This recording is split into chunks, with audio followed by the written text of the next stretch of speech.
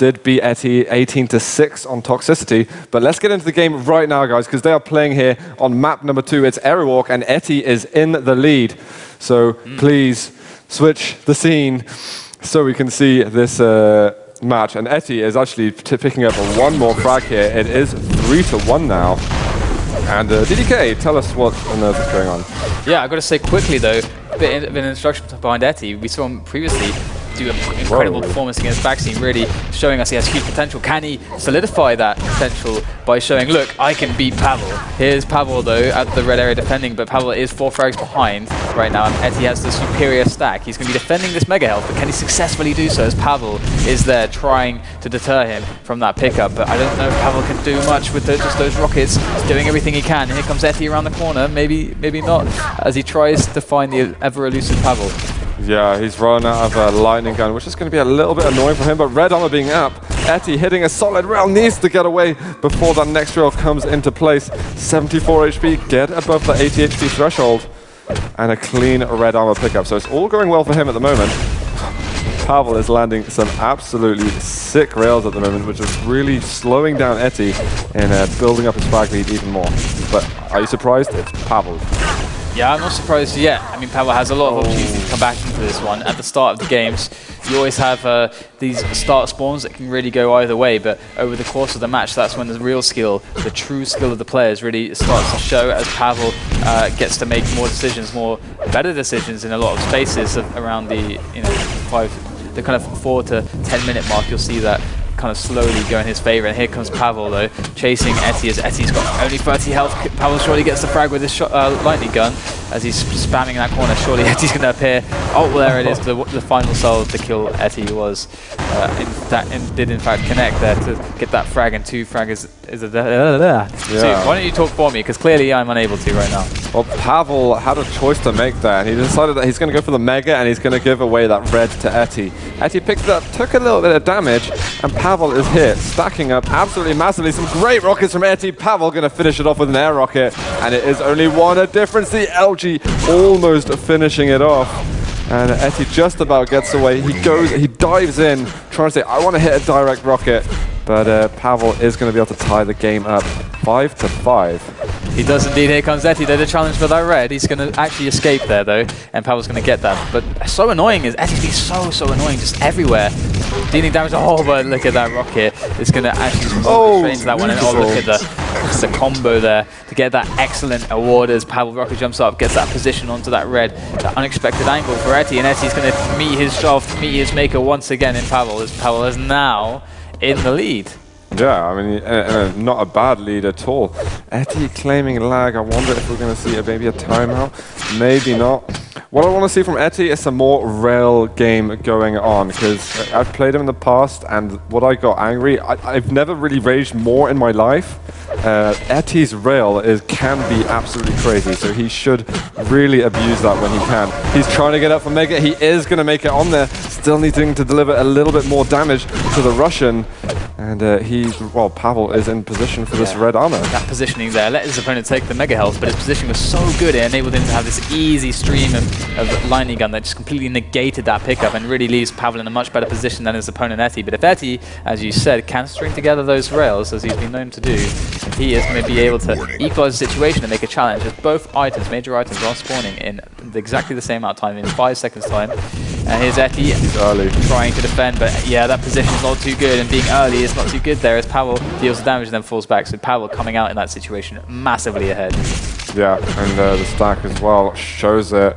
And again, etty, you need to listen to it. Listen to the stream at the same time. Use the rail. Not then. Use it at a different time when you're not right next to Pavel. For a difference. I mean, theoretically, things are fine for etty. For a difference is nothing here. But he's got to start showing signs of what he did at the beginning, because at the moment it's so one-sided.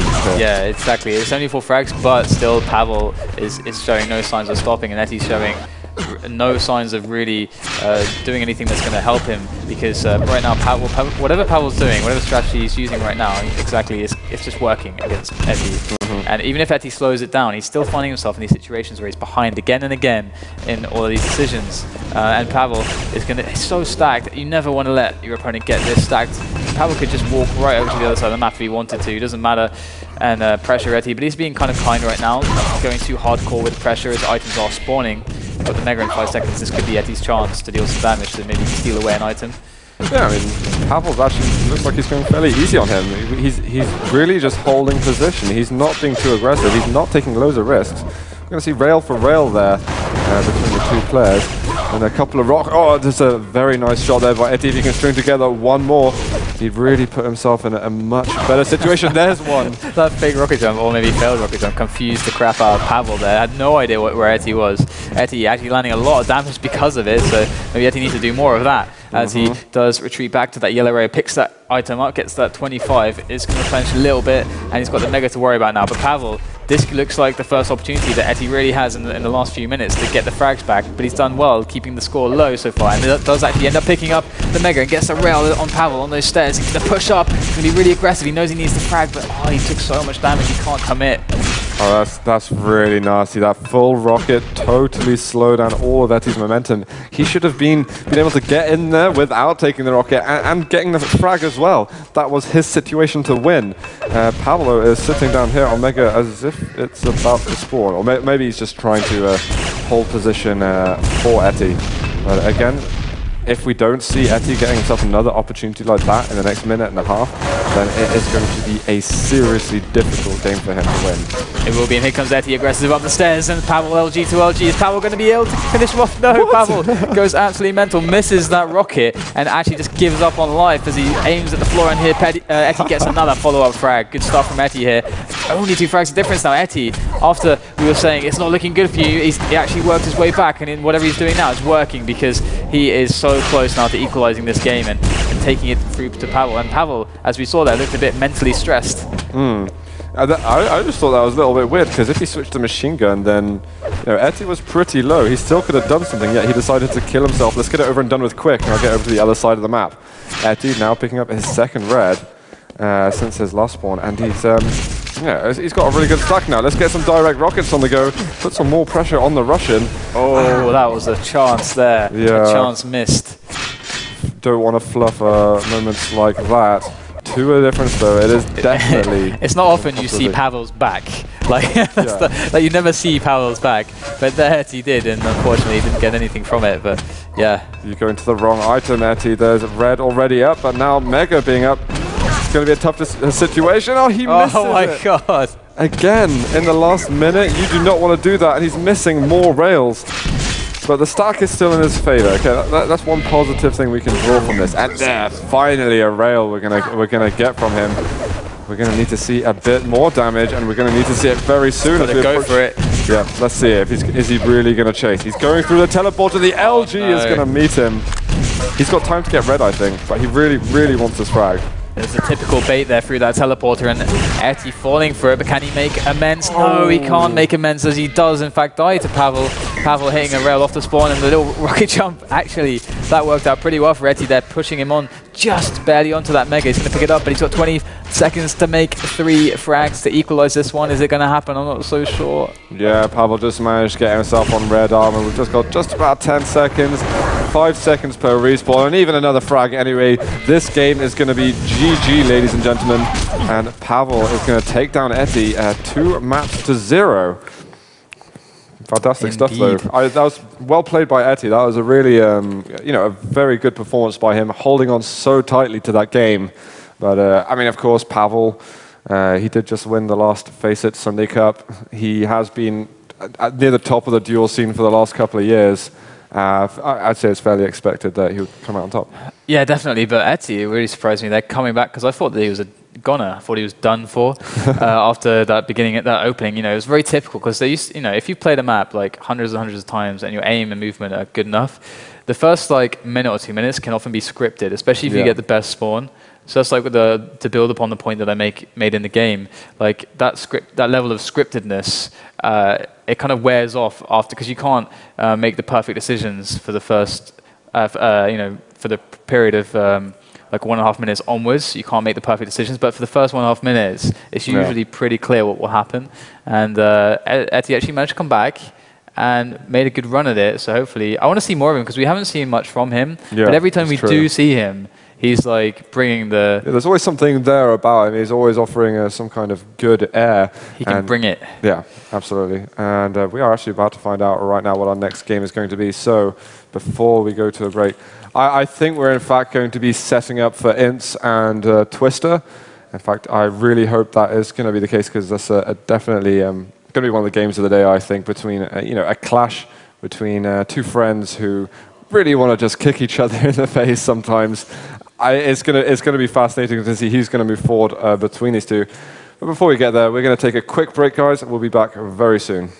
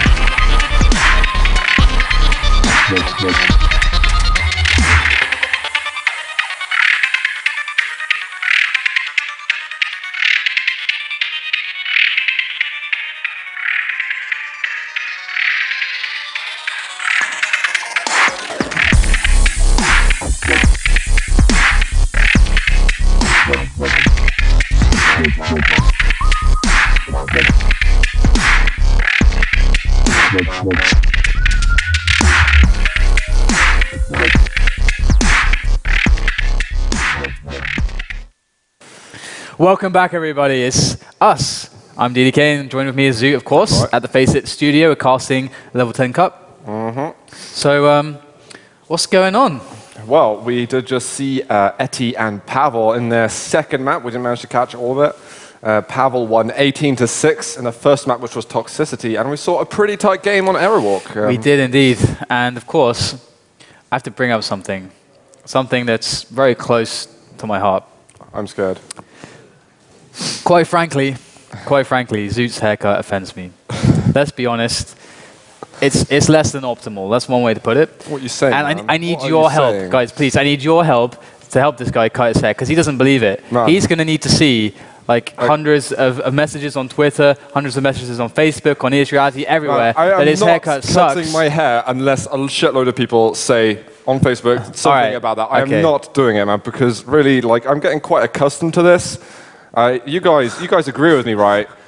Please say on Facebook if you want us. We need to know the truth. Yeah. He likes getting confused with Paul McCartney. That's really what it is. That's the thing he has going on there. People come up to him in the street and they're like, "Paul, is that you? Can I get an autograph?" So that's the reason behind it. But come on, guys, we need your help to grow this thing, to grow Quake, to grow the scene, to grow FACEIT and stuff. So, you know, I'm upset, man. You think badly of me. I'm sad. Only your hair. No, okay, that's it's probably like it's a living entity of itself. It's not even you. It's controlling you. It controls you. So anyway, that's what my brain is. We do have a game. I think is it Backscene against Cal? What? Backscene against Is it Cal? really? Let's have a look. I want to see Twister versus Ints. God damn it. We will see this game at some point, because I've got to see Ints. If not, then that means that Twister, you're playing TDM, go away, and Ints is going to go through and play Pavel, which will probably be as good a game, really. I think Ints can beat Pavel, man. I think Ints can do it. And I'm actually being serious. I'm not even trolling. I'm trying to figure out what I would say to that. But wait, in how many ways I could say, no, you're wrong. I mean... The thing is, it's also a Portuguese guy living in Spain versus a Russian living in Russia, obviously. Living in Russia, you say? That's when you're on the internet, that it kind of brings together some really, I don't know, bad pings. But I think both of them are kind of used to playing with high pings, so I hope it doesn't really put too much into it. But if Inter's got to play Twister first anyway, then that will be a much more balanced game on the level of ping. God, ping is so dreary, isn't it? I really, really hate talking about ping. Yeah, my brain hurt. That was very British. I like it. Yeah, it is. It's a horrible issue. It's so annoying. It's an ambiguous issue. Like you cannot make rules around fairness with ping because like what is fair around pings? You can't say that. Let's say you have a Pavel on 80 ping, Pavel on 60 ping. That he'd probably go, I want to play on 60 ping. That's going to be better for me. Of course, Pavel's used to 80 ping. He plays great on 80 ping. But then again, like he's going to want that better ping, and that's fairer to get that closer ping. Let's say you're against him, and you have normally you play on 30 ping, and you go up to like 50 so that he can play on. But he's on 80. But you want to play on pings where you have 60 and he is 60. Yeah. It's fair. It's fairer in the fact that he is a better ping, but yours is like that marginally much higher, so you're not used to it. It's like this ambiguous issue that you can't quantify it, and it's horrible to make rules around. Let's have LAN. I want LAN. Yeah. We need LAN finals. We need LAN. We need LAN everywhere. For everything. We need like LAN sort of globally. Yeah, Mongolia. The world should come together and be LAN. Let's build a Mongolian LAN. This Mongolian LAN will happen at some point. Yeah. In about 5 years, I will collect enough pocket money to buy a small tent over there. Well, actually, quite a big tent, and we'll make a Mongolian LAN. What would you put in the tent, though?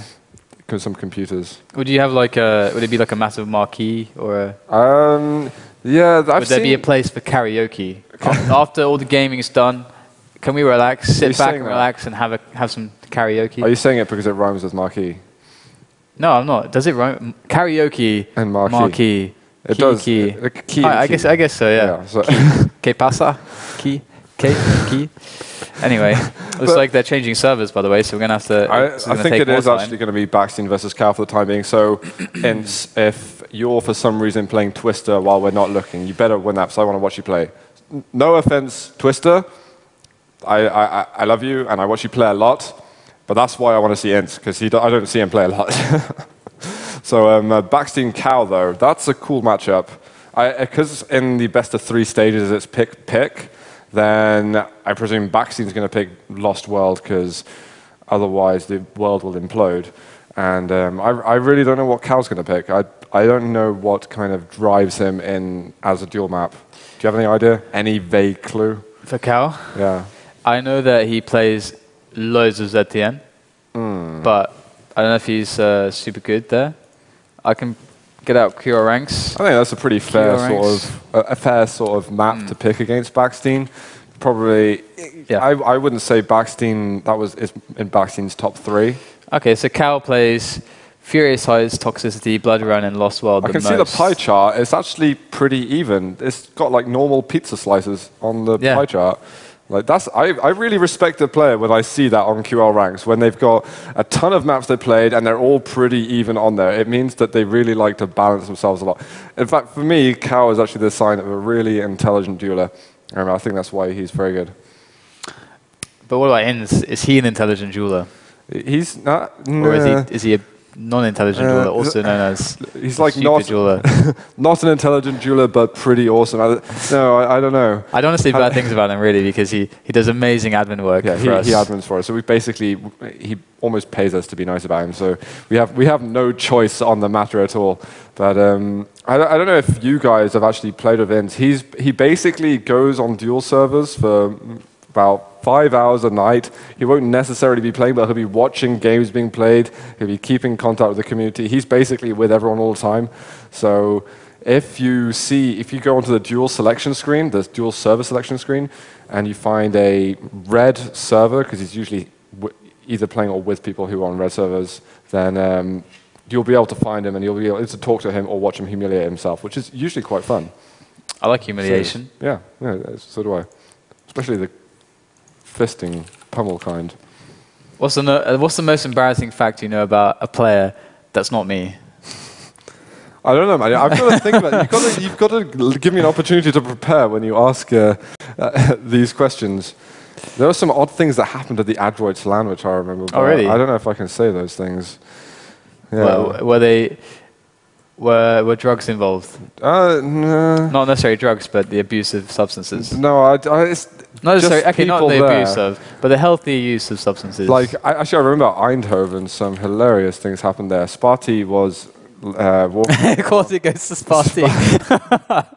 Yeah, okay. Sorry, there's some Sparty things that I've seen this year. Sorry, I've got to say last year. I've got to get used to the fact that we're in 2013 now. Last year, there's some pretty extraordinary things happened.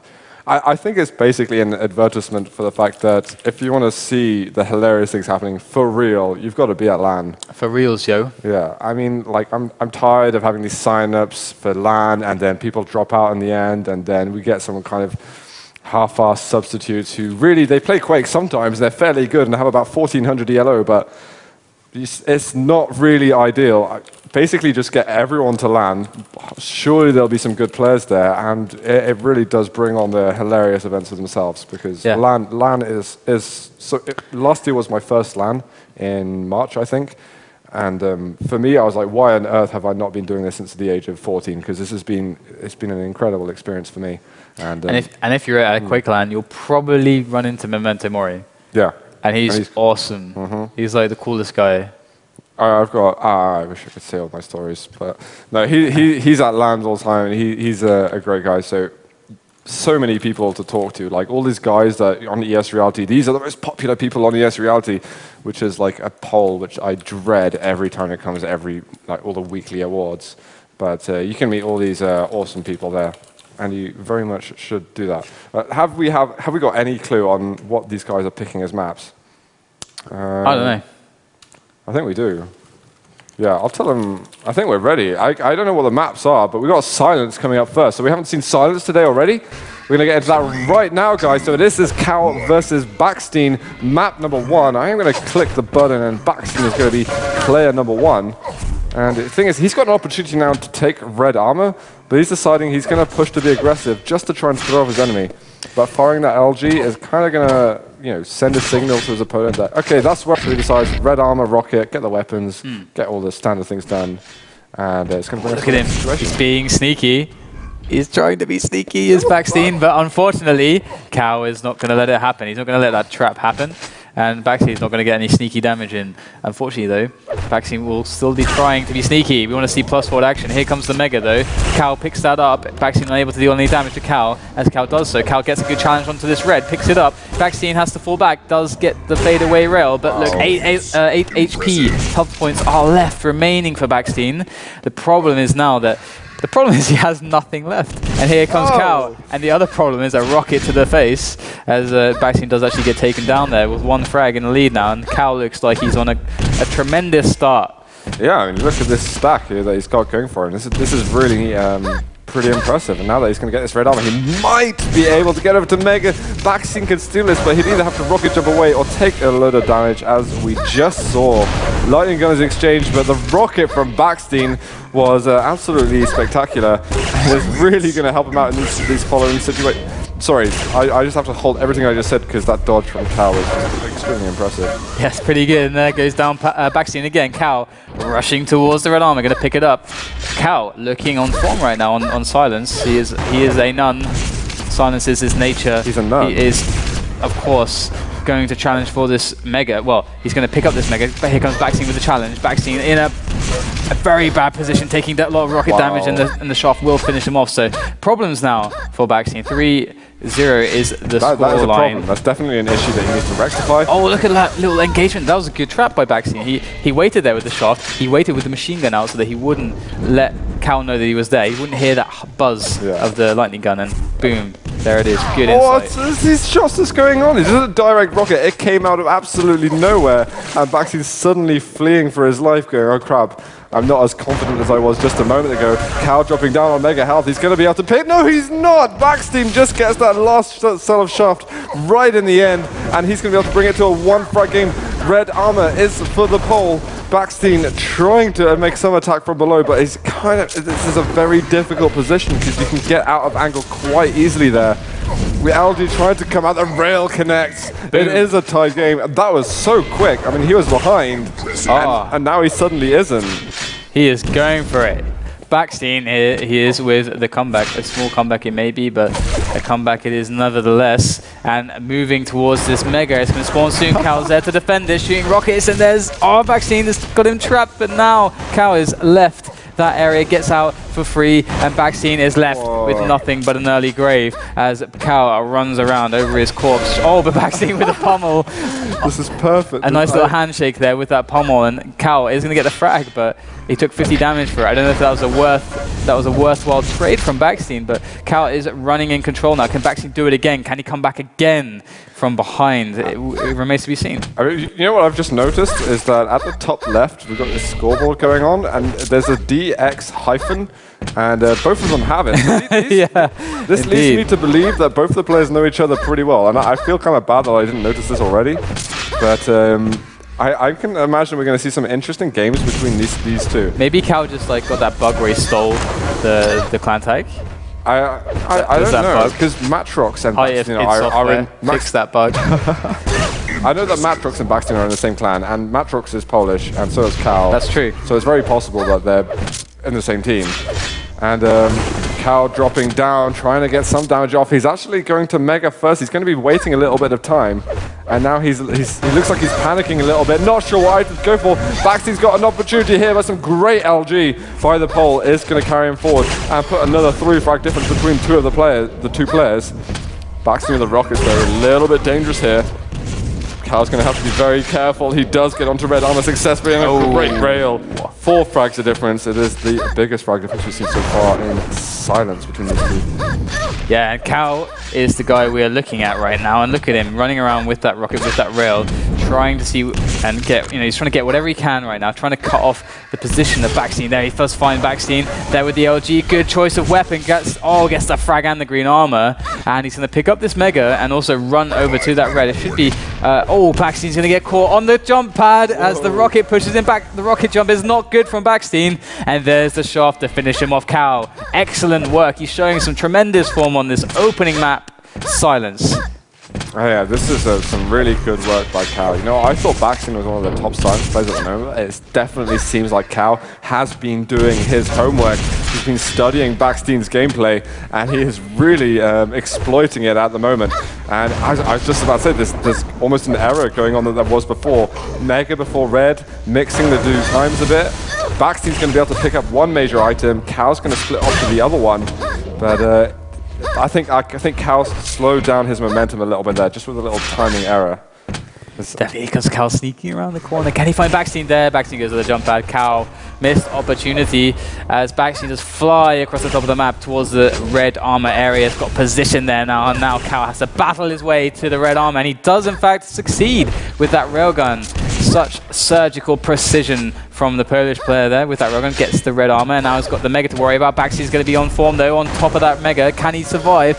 Cal is with the advantage on the health and armor, and now Backstein backs off, goes up the jump pad, and does get taken down. So Cal still excellent work in that. With 4 minutes remaining, there's a lot to be left for us to see of Backstein's game. Yeah, and this is the kind of frag difference which is extremely possible here on silence. But the thing is, Cal isn't really showing any signs of weakness at the moment, and Backstein really needs to do something about that. Oh my god, how did he even get there? Oh, this is going to be GG, guys. Backstein is going to be taken down 12-3, and Cal looking really mighty in the first map of this best of 3. Yeah, that was some good stuff there. I really enjoyed that. So, I mean, Cal, what can you say? What can you say other than the fact that he basically just demolished Backstein there? He demolished him to the point that Backstein was like, he got to that stage of the match where he was like, I'm in this position where I have to come back a huge amount of frags, and everything I've been doing hasn't been working, and I could just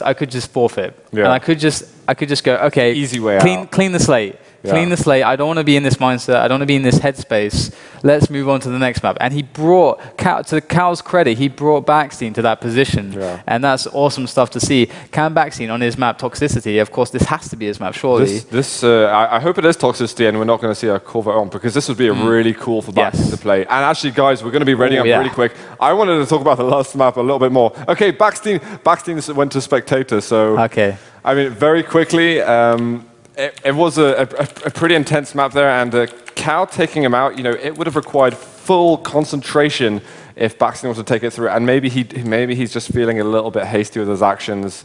It would have been possible, but it would have been one of those kind of 1 in a million kind of games, you know, like this comeback is only going to happen if one person fails pretty epically while the other is like through everything. But these guys are free to go whenever they like, now that I just got that spurt of information out of my mind. Wonderful. We are getting underway. Here's Backstein against Cal. Can Cal actually defeat Backstein on Toxicity as well as Silence to take himself forward? Open it up, Zoop. Yeah, I'm going to switch over to Cal this time because we saw Backstein at the beginning last time, I think, I can't remember. But interesting damage going between the two players. LG pinning and Backstein misses that crucial rail shot. Cal is going to be taking, yet again, frag number 1 here on this second map. And again, an LG 5 HP left for the pole. A second frag, but this isn't going to say too much about the future scores, but constant action going on. I don't even have a break for the discussion because Backstein is coming right back at you, getting a score on the board, looking for that next rail, but can't quite hit it. And Cal does manage to push through and keep that lead spread at 2 apiece.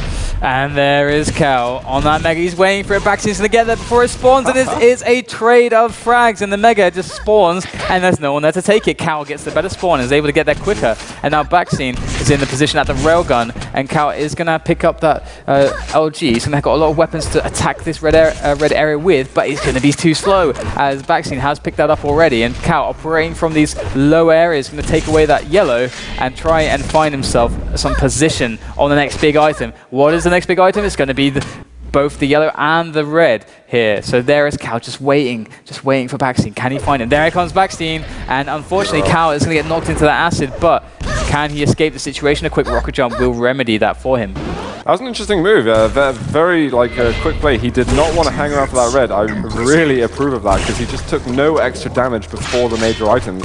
And Cal is still sitting on a really solid stack at the moment. I feel this kind of shows how much these guys really know about each other's play. And now that we're coming into this close combat, Backstein moving through the teleporter. Rails have been sought by each player. And we have got to the point where red is up again. This time, Cal not going to take any damage just yet. He is going to manage to get out. Backstein can't hit his rails, and he's trying to escape once again, all the way through trouble. Again, the mega health being taken. Backstein on the bottom floor, 43 health from Cal, 29. Is he going to go down the rail? Finishes it. 2. He got the 1, and then there was the 2 to finish off Backstein. As we were watching Cal, he's the one who fragged Backstein.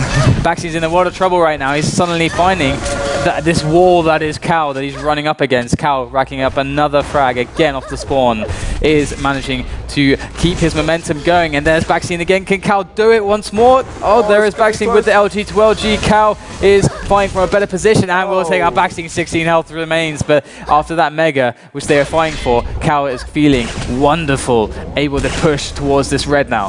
Yeah, this is some really fantastic stuff we're seeing from Cal at the moment. Very, very impressed with what we've seen from him this evening. He has got a 5 frag lead at the moment. There's an exchange in the rails. Backstein looking for the LG finish. Is he going to be able to get it? Cal is lurking with the rail. He's going to hit it once again. He is just so consistent with these clutch finishes. And I think this is going to be getting to Backstein's mind soon if Backstein doesn't start racking frags. Right, now he may calm down a little bit. His blood pressure is going to chillax, and he might be able to think a little bit more. And Cal still on the bottom level, and Backstein's stack is just completely diminished once again, DDK. Yeah, it's Backstein trapped at the yellow area. Cal's hot in pursuit with that shaft. Backstein running away with that defensive railgun is going to be able to get away. Cal doesn't want to keep chasing. Will be hugging those ledges. Oh, you'll find Backstein on that low HP, takes him down, picks up that red, and now he's going to run his way over to this bottom map with the interception. Backstein with the lucky teleport escape, that splash pushing him there. To his credit, he actually managed to get away. Cow was so close to fragging him once again, and now Cow, with that mega pickup, again, Backstein, he's got to change something up because Cow is slowly running away with this game, and if Backstein lost 2-0 to Cow, I don't think he could ever forgive himself. Yeah, I mean, I've got to remind, like, all the action aside, I want to reinstate, because once again, that's what I promised Backstein.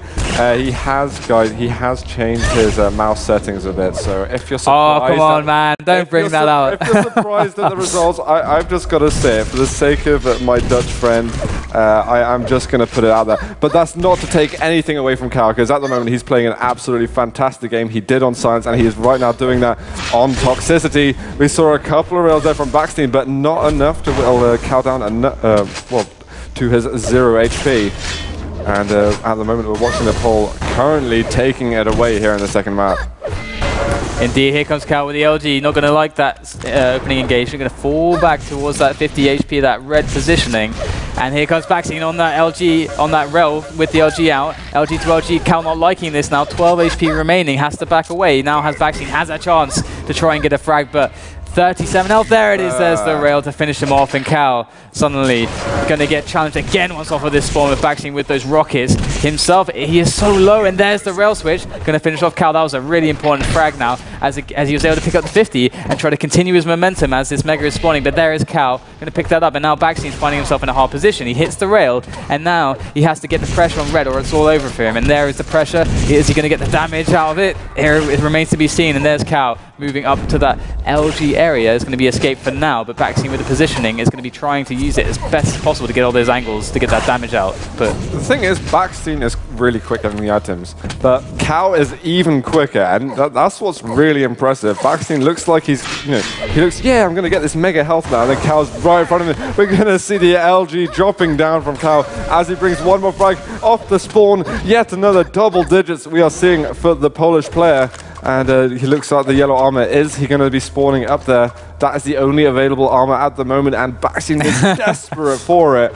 He's trying to edge himself over. What a bait that yellow armor is there. Yeah. And actually, Backstein will take it away after Cal misses those rails. So nice little play from Backstein there. Grabs that red, but can he escape? Cal is going to be the one to decide that. Here he goes with the LG to LG engagement. The rail switch is not good as Backstein escapes once again. Cal's got to turn up the heat here with the rockets, and he does just that, getting another frag, stopping like a doorstop to the momentum of Backstein there, because Backstein really needs anything he can get right now, because Cal is again, the two rails, the double rock. Can he hit the 3? Can he hit the third one to try and get Cal low enough to be finished off? But no, Cal is going to hit a rocket, a very decisive rocket. There's been such decisive moments there for Backstein. He really needed to hit those shots. That would have opened up such a great opportunity, and Cal is just one frag away from making it a 10 frag difference. And that is something I'm scared that we're going to see what we saw on Silence, is Backstein going to spectate the way he did before. I don't want to see that, because with the last 2 minutes and 40 seconds, this is something that Backstein can pull together. We've seen him do stuff like this before. He just needs to keep calm and stop stressing. Don't feel bad about what's going on. You've got to think about the items and think about the shots. And at the moment, Cal is the one with all of the shots, as he just bring it to a 14-4 game. There's Backstein with a rocket jump up, flying around, bouncing around. It's like pinball right now, but Backstein does get the better of that engagement with the frag. And here comes Cal, though, on the rail area. Backstein's going to be picking up that mega imminently, as it does spawn. There it is, and the yellow too. So Backstein's in a good position to try and build upon this now. He needs to make this chance count. This is all he's got, because he is 9 frags behind with 2 minutes remaining now. He's got to force the issue, and here's Cal at the red. Force the issue he will. Cal gets taken down. Can he follow it up with another frag? As he does so off the spawn. Cal gets caught. No damage on to Backstein. Cal with those rockets, they miss completely, and Cal again off the spawn. No damage so far. Can he hit the rail? There's one rail. 10 HP for Backstein, 3 HP remains. But Backstein will survive. He will live another day to make more frags occur as he picks up that mega. So can he keep this going? Because he needs to, otherwise he's going to lose this. 1 minute and 30 seconds remaining. Finds Cal again.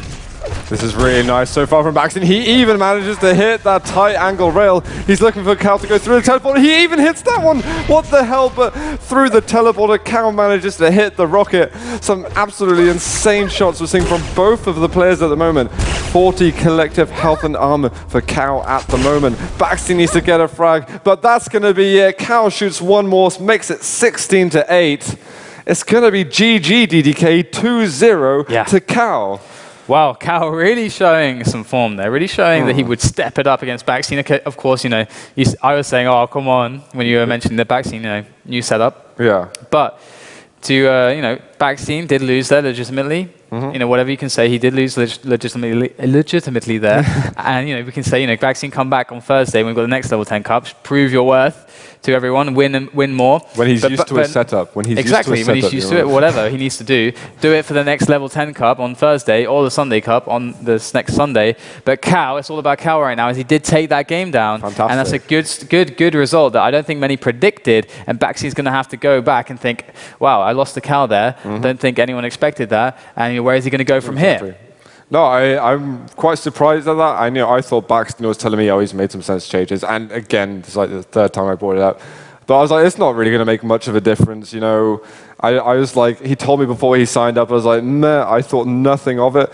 Do you think it made a difference? Do you think that had an impact? Or do you think Cal was just genuinely really good then? It always has a, like when I said it before, like I said that if you're having a new setup, it doesn't matter if you're not dueling against someone. You're playing a one-on-one, but you're not actually dueling them. Like it seemed like that way against Mazza, where he was basically just running around and just shooting. And then then you can feel around your setup. You can just feel comfortable. It's fine. But when you're actually dueling against someone who's good, who's really good, who actually taxes your game, who puts you behind, you all of a sudden have to duel, and then all of a sudden you start feeling these differences. It's like, oh, I feel my mouse now. I feel like my movement's different, and those little feelings can remove that like level of intuitiveness that comes with your like duel game when it's at its finest. So I can see from that perspective that Baxine maybe was lacking his full form, but hopefully, as I said again, you know, he's going to come back in the future cups and be he's damn it, you know, I'm going to win again. Yeah, of course, he loves Quake, and he is going to come back, and he is going to show you guys what he's made of.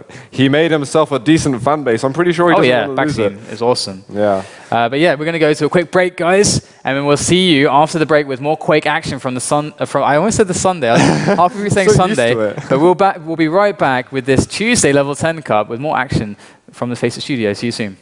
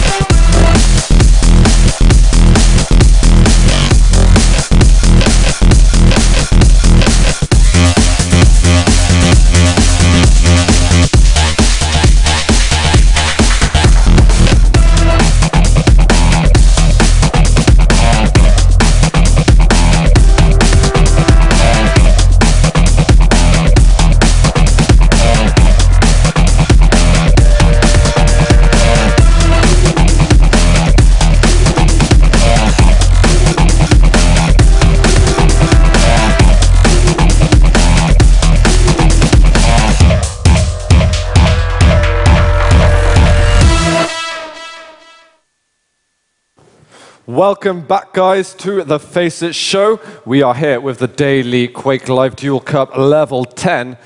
We just saw Cow beating quite convincingly Backstein there in the best of 3. Backstein again taken down by Cow.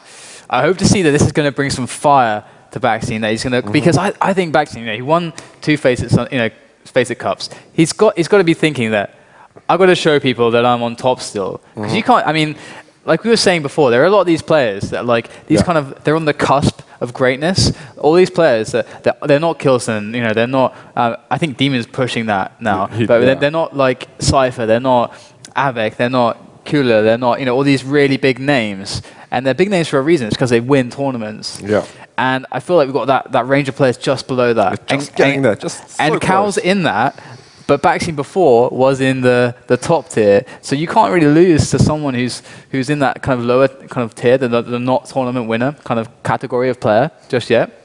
So I hope that brings some fire into his game, and that he comes back and shows us that he is awesome, because we know that he's awesome. We know that he's awesome and that he's a really good player, but we want to see it again, because when we do see his matches, he always shows us some awesome stuff, because he's got a really unique style. Like, he loves some of these aggressive options that typically people don't really go for, and he makes it work. Yeah, no, absolutely. And a fantastic player he is. But guys, we've been given a message that we might be able to talk to the FACEIT song producer this weekend. Cashflow. Awesome. Also known as Cashflow. Cashflow. The producer of the song, You Gotta Face It. Yeah, I know the guys at the beginning were like, what is this song? People trying to upload it onto YouTube. Yeah, I'm going to be the producer of the song. But no, we're going to show you the real producer, and he's a badass. It doesn't matter what you say. But you got to be crazy. You got to be crazy. You got to face it. So we'll bring him on the show, we'll interview him, and it's going to be amazing, because he is one of the most unique individuals that was ever gifted to the world. Yeah, it's basically like Cooler times. Wait, I don't know if I can say that. Whoa.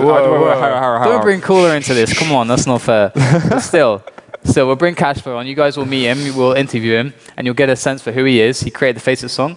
I think he'll have a new version out at some point in the future. Don't want to promise anything. Isn't meant to be like an update of it or something? There will be an updated version of the FACEIT song eventually, and of course it's going to be amazing. But we'll enough talk about Cashflow. Remember that name, Cashflow. We have got Ince versus Twister, who are finally ready. They've been taking their time, but we have got to this moment where we are able to see these two contenders compete against each other. And in fact, DDK, they're going ready right now. Do you want to take us away? No, you do it. You take it away. Go. Fine, screw you. Okay, I'll do it. We're on Twister, guys. This is Aerowalk in this best of 3 game. He's going to get the LG first. He got the LG and Red and Mega. So this is an insane start we are seeing from Twister. And now he's getting himself over to the Railgun. This is literally what Twister does at night when he dreams. He dreams of these beginnings to an Aerowalk game. So I'm expecting now, I'm going to be really surprised if we see Ince somehow counter what Twister has conjured up at the beginning of this, because it is a dream start. Yeah, and of course, let's not forget that Ince and Twister are both a part of the Gentleman's Club, because they are, of course, the finest of gentlemen. As Ince does connect that rail onto Twister, Twister picks up the Mega, rocket jumps up. Really, really good use. He had such a huge stack. He's going to win a fight. Even if he does 2 rocket jumps, he's still going to definitely win a fight. So you use the rocket, use those rocket jumps, and there is the rail. Wow, and that single jump to that red armor always signifies confidence to me.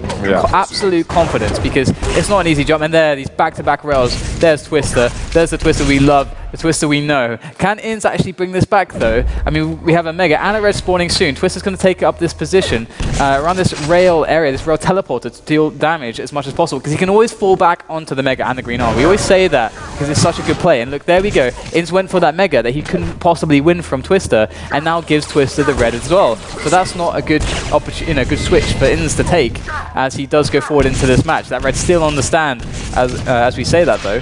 Yeah, I mean, Twister doesn't need it just yet. He's got such a great stack. He's even going to pull off another frag from it. So fantastic play so far. He's going to string together another rail.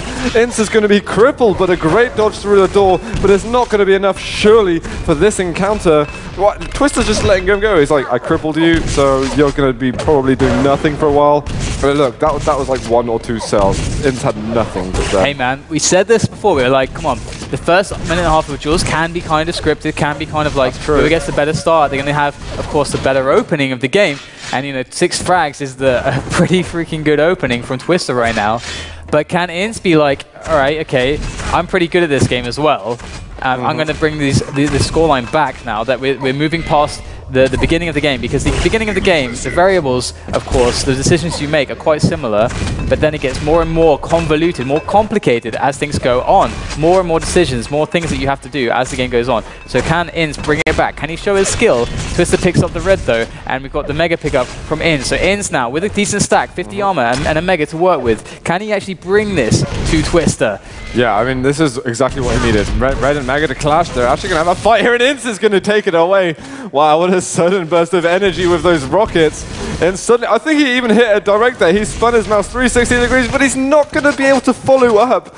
A little bit overconfident, I think, going up the staircase. Inns, again, is rushing, believing that Twister is low. And that sudden energy from Inns, and I think it kind of just got dismantled there by some great counterplay by the German player here. Look at the lightning gun from Twister. Takes down Inns once again. Inns trying to get that railgun, but Twister says, no, it's my railgun. And he will pick it up instead. Gets the frag as well. There's Inns, takes her another rail to the chest as he just dances around. He's a toy in front of Twister. Twister can manipulate and play with him as he will. It doesn't matter what he does because Twister is the master right now. 11 frags to 1, and that is what Twister has done, and that is what we're going to keep seeing as far as, you know, as far as it looks like right now, because what is it? Inns needs to show us something. He's got to show us something new. Here come the rockets from Inns. Are they going to be good? Here comes Twister with the drop down. Going to try and pressure that red. He does not want Inns to get onto that red. The mega is far away. Yeah. So it's all about the red. All the priority, all the thinking goes towards this red. Inns though, he knows that he has to go back. Yeah, Twister was guarding that red like an angel. He really needed that. Inns manages to get that yellow, but Twister picking up yet another frag. I mean, we're 11 frags of difference. I know this could probably get more heavy-handed, but I don't believe that this is. I don't believe this is over, because Inns is full of surprises. Mega health is up at the moment. He's gonna forget about that. And look, you saw him jump off red armor. That was him just realizing that, oh shit, I've made a little bit of an error there. So Twister moving down, but Inns now with finally a stack, we could see a little bit of a switch up here in the control. Yeah. As Inns takes Twister down, I have to laugh again at that situation at the rail where Twister actually did like a static double jump on Twister's head, on Inns' head. I've never seen that in a duel before, but it just happened. It's bizarre stuff. As Twister is still ahead, of course, but Inns is bringing the heat with the red armor pickup. He's got every single weapon he could ever desire to work with to try and make this game a better one for himself, because he definitely wants to win every single map. But how is he going to approach this? How is he going to bring back this aerial walk? It remains to be seen, as there Twister takes a big rocket to the feet. As I steal that from you, the big rocket. I do like big rockets, I've got to say, but here comes Inns once again. Twister denies him that spawn frag. Good work from Twister there, very lucky. He has to make sure that he maintains this lead. Oh, the first rocket. Oh, the second one is, the third one is good, as Twister does frag. Inns, amazing work there at the teleporter. That was sick. That was literally, he reversed the pace of the game. Twister has just completely put it into his side, and you know, Inns was really about to be on a streak where he could have racked up sort of 3, 4, 5 more frags quite easily, and now Twister's been given the opportunity to extend his lead almost beyond reach, and Inns is going to have to work completely overtime now if he is going to want to bring it back to, you know, 17 frags. That is going to be 4 minutes of intense action, completely Oh my god, that rocket was so good, it made Twister lag. Did you see that? Connection interrupted, that's how good the rocket was. Here's the mega pickup for Twister. Twister just unstoppable. Inns unable to do anything to Twister right now. Another rail again, it's just commonplace. Another impressive.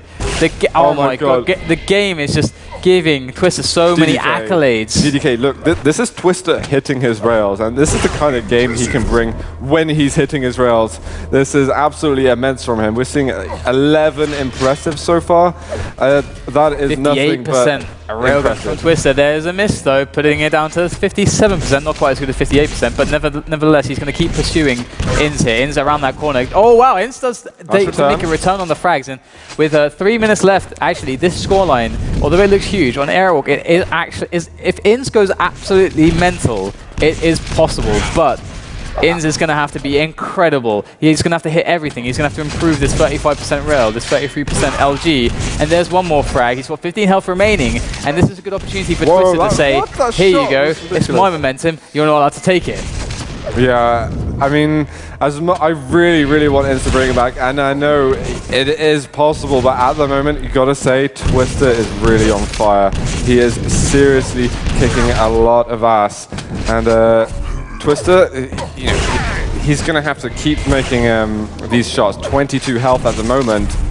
This is starting to look bad for Inns, and with 2.5 minutes to go, I've got to be feeling that you know, this could become Twister's game. It could indeed become Twister's game, as he even has 11 health and he's still alive. He's just running around, he doesn't even care. I'm not going to pick up health, I don't need health. I'm Twister, I'm 11 health, I don't care. You know, like he's just playing around. Of course, you know, there he does get taken out, but it's the principle that counts. Twister right now is on dominant form, 13 frags in the lead. Inns is going to have a lot to make up for. Zoo, do you know what the next map is going to be? Because Inns has to be thinking about the next one already, because this is not looking good for him. I have no idea, but I feel that like Furious Heights is going to be one of his favorite picks. So I won't be surprised if we see that as the next map. Although, you know, I haven't seen Inns duel for about a month and a half, so I'm not fully sure. Maybe things have changed at the moment, and. I don't know what to expect, but I really believe this could go to a tiebreaker map, and I think that Inns has been pretty active on this whole dueling scenario. So, guys, do not be disheartened by this, because Inns is trying to counter what is currently a brilliant error walk.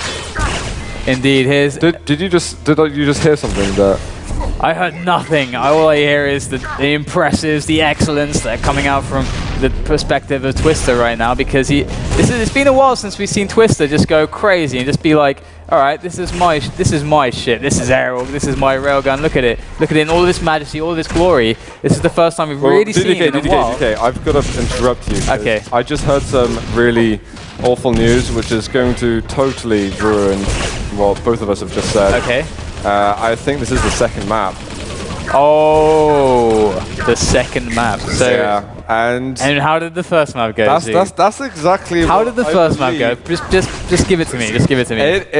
Man, I'm gutted now, because you know what? I've got to say, Inns, you said you were going to deliver, but Twister won the first map. So Twister's the one delivering then. I mean, to be Twister fair, is delivering now. I mean, let's be honest. Twister is the guy who's delivering. On the Sunday Cup, Twister did show us that he's really leveled up his game. And of course, like if he keeps that consistency from the Sunday, GG guys. That's really going to show us. My mind just went. Honestly, I'm proud of Twister for keeping his consistency up, because he showed us on Sunday, look, I'm better. I'm a better player than I ever was, and I'm continuing to improve. I'm going to be someone who's going to keep winning. I'm going to keep winning until I win a tournament, a big tournament, like, you know, the way that Backseam broke out, and he's really still showing that. So I much respect to Twister for persevering. And Inns, you're just a big fat shiny noob. Indeed, yeah. Inns just to keep adminning. Do I get to do that thing there? So just to show my love. The heart. Yeah, I can't do it. My hands are like a bit too English. Let's be honest. Let's be fair with Inns. I mean, you know, he hasn't played many tournaments in a while. He's going to be lacking on the experience, lacking on the. Thing, he's not going to be feeling too active as Twister necessarily. So, you know, we'll see maybe Inns play some more, hopefully. But he is, again, I've got to say that not many people will know this, but Inns is actually an amazing admin. Yeah, like world's best. He makes when we're doing the Sunday Cups, he makes our job like so easy. He sets everything up for us. Without him, we would be in shambles. Exactly. So props to Inns and kudos to Inns. So I mean, if you're a really bad player, at least you can be a good admin. Yeah. Go in. Yeah, it wasn't really. It's like kind of like a backhanded compliment. But we're serious though. We do love Inns, and he's a really awesome player. So hopefully. Hopefully he gets these opportunities where he keeps getting to play, because we'll be casting these cups in the future, and he's going to get the opportunity to keep playing and make his mark. No, Dan, this is a test. Remember, it is a test. This is a test. We're testing you, the audience. This is all like you've actually been under examination for the last 2.5 hours, And we're going to be casting and streaming this cup today, this rank 10, the level 10 cup, and also the one on Thursday.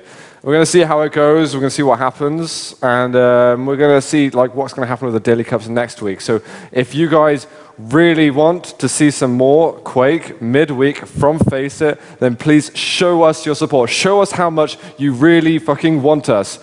Click the subscribe button on Twitch. Show us that we are that you want us and that we're the boss, and we will try and provide you some more Quake. But I mean, you know, as much as that, there's also the Facebook. You guys know what it is, and yeah. So please let us know what you really want from us, because we want to provide you with more Quake. But again, I have to say that it's as much as Twister has done well so far, he has the biggest obstacle ahead. He has Pavel in front of him now. Really? Pavel versus Twister is going to be a semi-final, and we've got Backstein, of course, you know, dropping to Cal. So Cal is going to be in the final, but Twister against Pavel, that's so harsh.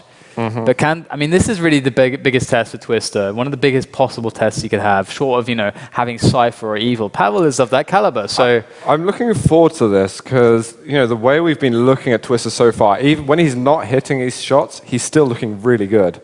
Yeah. And now that we just saw him hitting his shots, he looks like insane. Yeah, he does. So Pavel, should he be nervous? This is a question that's lingering in my mind at the moment, because I feel like Twister is getting there. If it doesn't happen tonight or it doesn't happen Thursday night, I know Twister is reaching that point of stardom that he's been searching for. But before we can find out whether Twister is up to the task of Pavel, the mighty Russian, so good is Pavel, before we can find out whether Twister is going to beat Pavel, we are going to go to a break, and then we're going to come back and then go into the action. So don't go anywhere, guys. Tell all your friends about what's going on, that Twister is going to be playing Pavel, and get them to start viewing the FACEIT TV stream, and we'll see you soon.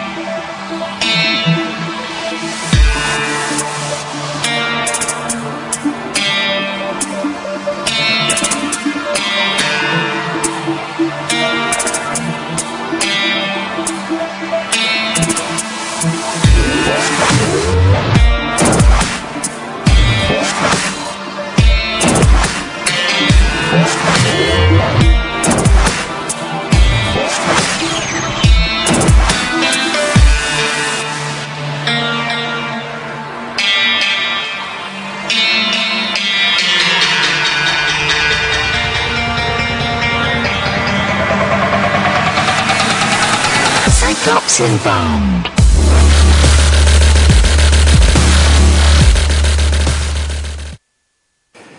Welcome back, everybody. It is, of course, me. I'm DDK, if you didn't know, and this is obviously Zoo. And we are here at the FACEIT TV studio, bringing to you the, of course, the Level 10 Cup on Tuesday. It is, of course, a test. We don't know if we're going to keep doing these, but it's a good test right now.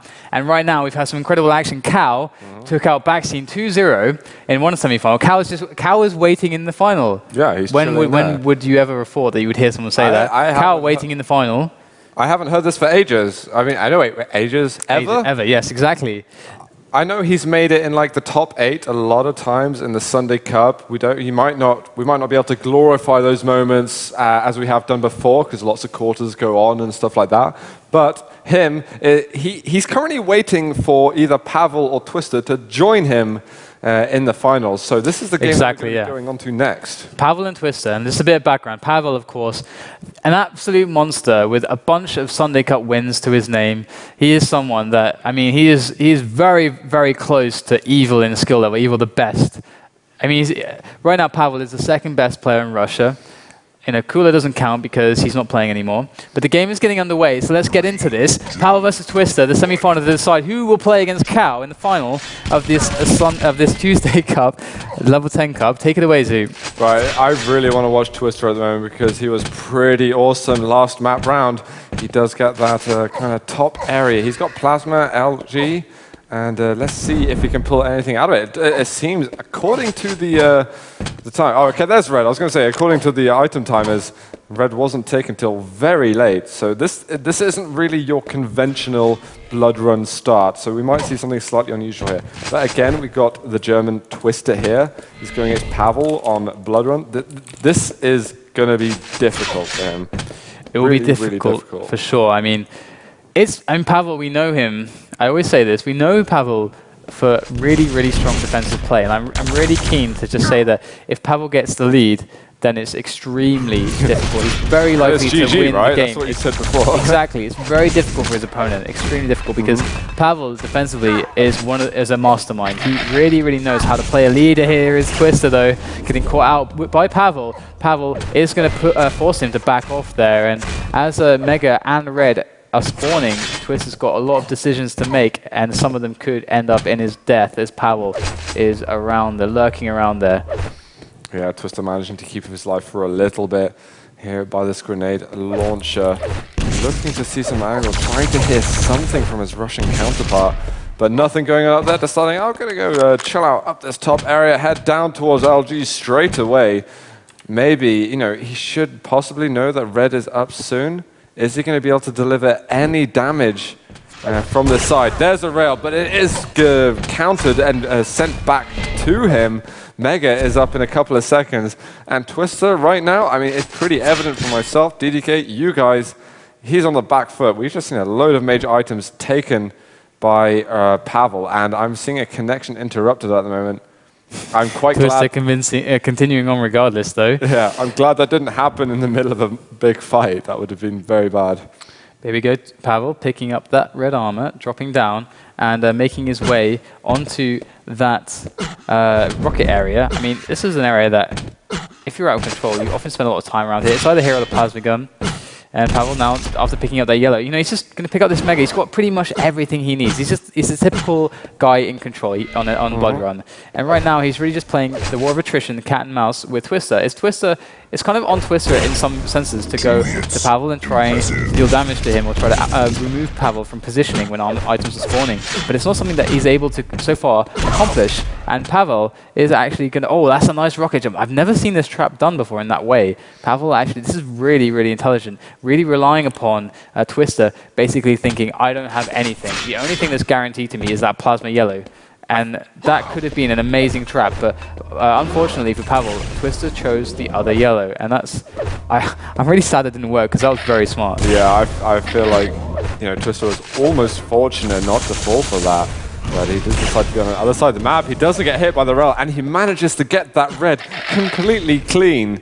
And now that means that red and Mega are going to spawn at the same time next time round. We've got 2 yellows up on the board at the moment. Pavel is definitely not as much in control as he was before. If there's going to be a close quarter fight, then Pavel's definitely not guaranteed to be the victor. Yeah, definitely. I mean, Twister has done a remarkable job building himself up, and there comes Pavel with a rocket jump up to that grenade deck. Whoa. Twister falling down, taking absolutely no damage, but trading some good damage, though. I mean, he put a rocket onto Pavel there, so that's a really good situation for Twister. Here's a fight that Twister could win to take the first frag, take control. Here comes the LG. Twister backing off to a bad position. There's a lot of potential damage from Pavel. Here's the rails thrown side to side as Pavel is going to become the victor in that fight, waiting patiently for his opponent to reappear. That double back was predicted very well by Pavel. He didn't get much damage out of it, but it shows you his ability to read the enemy player's movements, and that's very, very a good thing to note on this map, as it's all about understanding or making those reads that Pavel's doing so well. Pavel in the last 6 seconds, well, the last 10 seconds just took, okay, 15 seconds, he took 2 yellows, a red, and a Mega. What the hell was Twister doing in that time? Because he should have been there somewhere. I was like, okay, Pavel's going for red, Twister will get Mega. Okay, Pavel got red and Mega, he's going to get yellow. No, that's fine. Pavel got red, yellow, and Mega.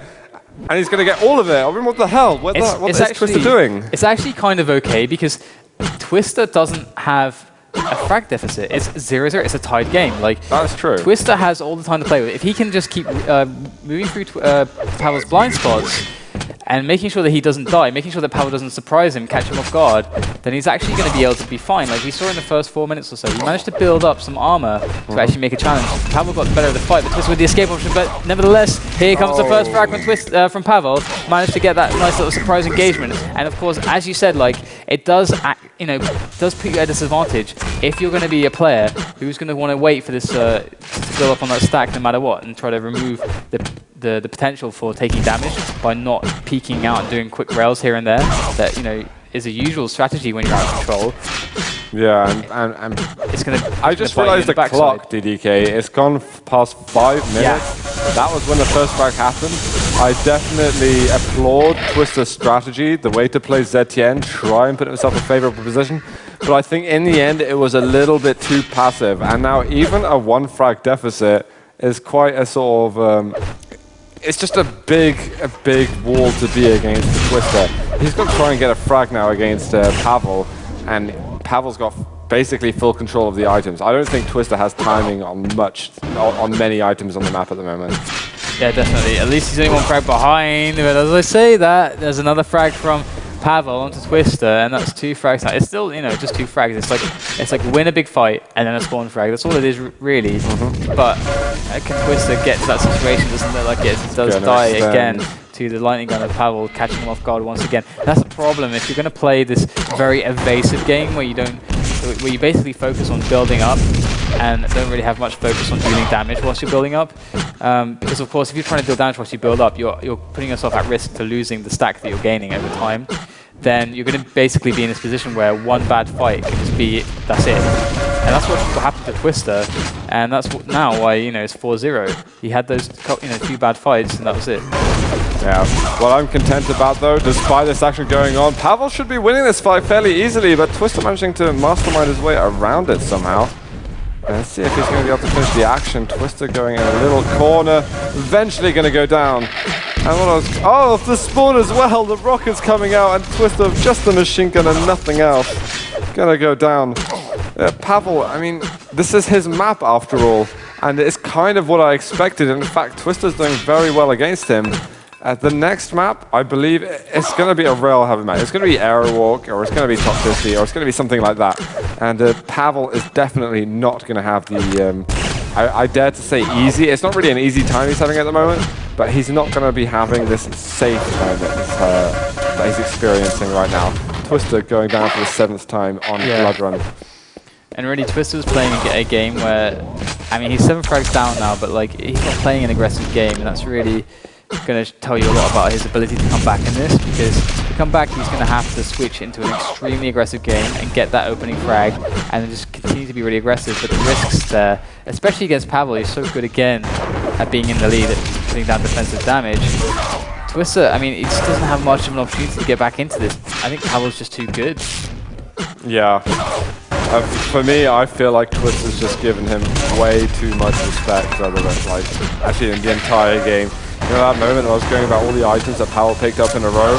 That was when Twister should have been in the way at some point. And when they did eventually, you know, there was a conflict, Twister didn't give himself a, you know, a B, like a plan B. There was no escape route for him. And for me, that was really the critical point in the game where Twister was unsuccessful. But I think he was, you know, he was not far off making some perfect decisions, which could have put him in a really favorable position. So, you know, despite it being 8 to -1, I don't feel like this game has gone that way. I feel like it was one major decision that happened, and that's what's come from it. It's definitely not the way it looks at the moment. To me, it felt like actually this is something I've seen in Twister's games previously as well. Is that he does like to take these passive options, and really the problem with that on this map against someone like Pavel is that if you take these passive options, you're not going for any damage, and you're just going for a fight or a challenge later on, building up for that fight or that challenge, you're going to basically be going down to, you know, 1 or 2 big moments, and that's all you're going to get, and you're always going to be in a little bit of a behind position. Instead of trying to, I mean, what you should be doing is trying to deal damage all the time. And there's Twister going to deny the frag, deny Twister that 0, keep him in the minuses. What Pavel did there is deny Twister getting off -1. He does not want him to get back to 0. If Twister gets him again to 20 HP, I bet that Pavel is going to rocket himself again just so that Twister stays there. And it doesn't even matter because the time is over and Pavel is going to win map number 1, 7 to -1. Yeah. Do you think that negative bit is going to have some kind of... I think that like that, to me, that I think this is the worst, one of the worst maps. Maybe this and Lost World are the absolute worst maps for Twister against Pavel. Agreed. Absolutely the worst maps, because I feel like these maps, if you're someone who likes to play kind of passively, like it's not going to play in your favor at all. You can kind of make that work on most other maps, but this map, if you're out of control, you just can't do it like that, I think, against a good player like Pavel. That's my personal opinion. But I think, I mean, we've seen Twister when he beat, who did he beat? Or at least he played, I think he beat Cypher on Furious Heights, am I mistaken? Pavel? No, Twister. Twister. I think he either did that or came very close. Oh no, I don't think he won. I don't think he won. It was a Sunday Cup. I don't think he won, but he came very close. Yeah. And the interesting thing is that he took a lot of passive options. He was making smart decisions, but he was very conservative about them, which is fine on some maps, but I don't know if it works very well in Blood Run when you're out of control. So.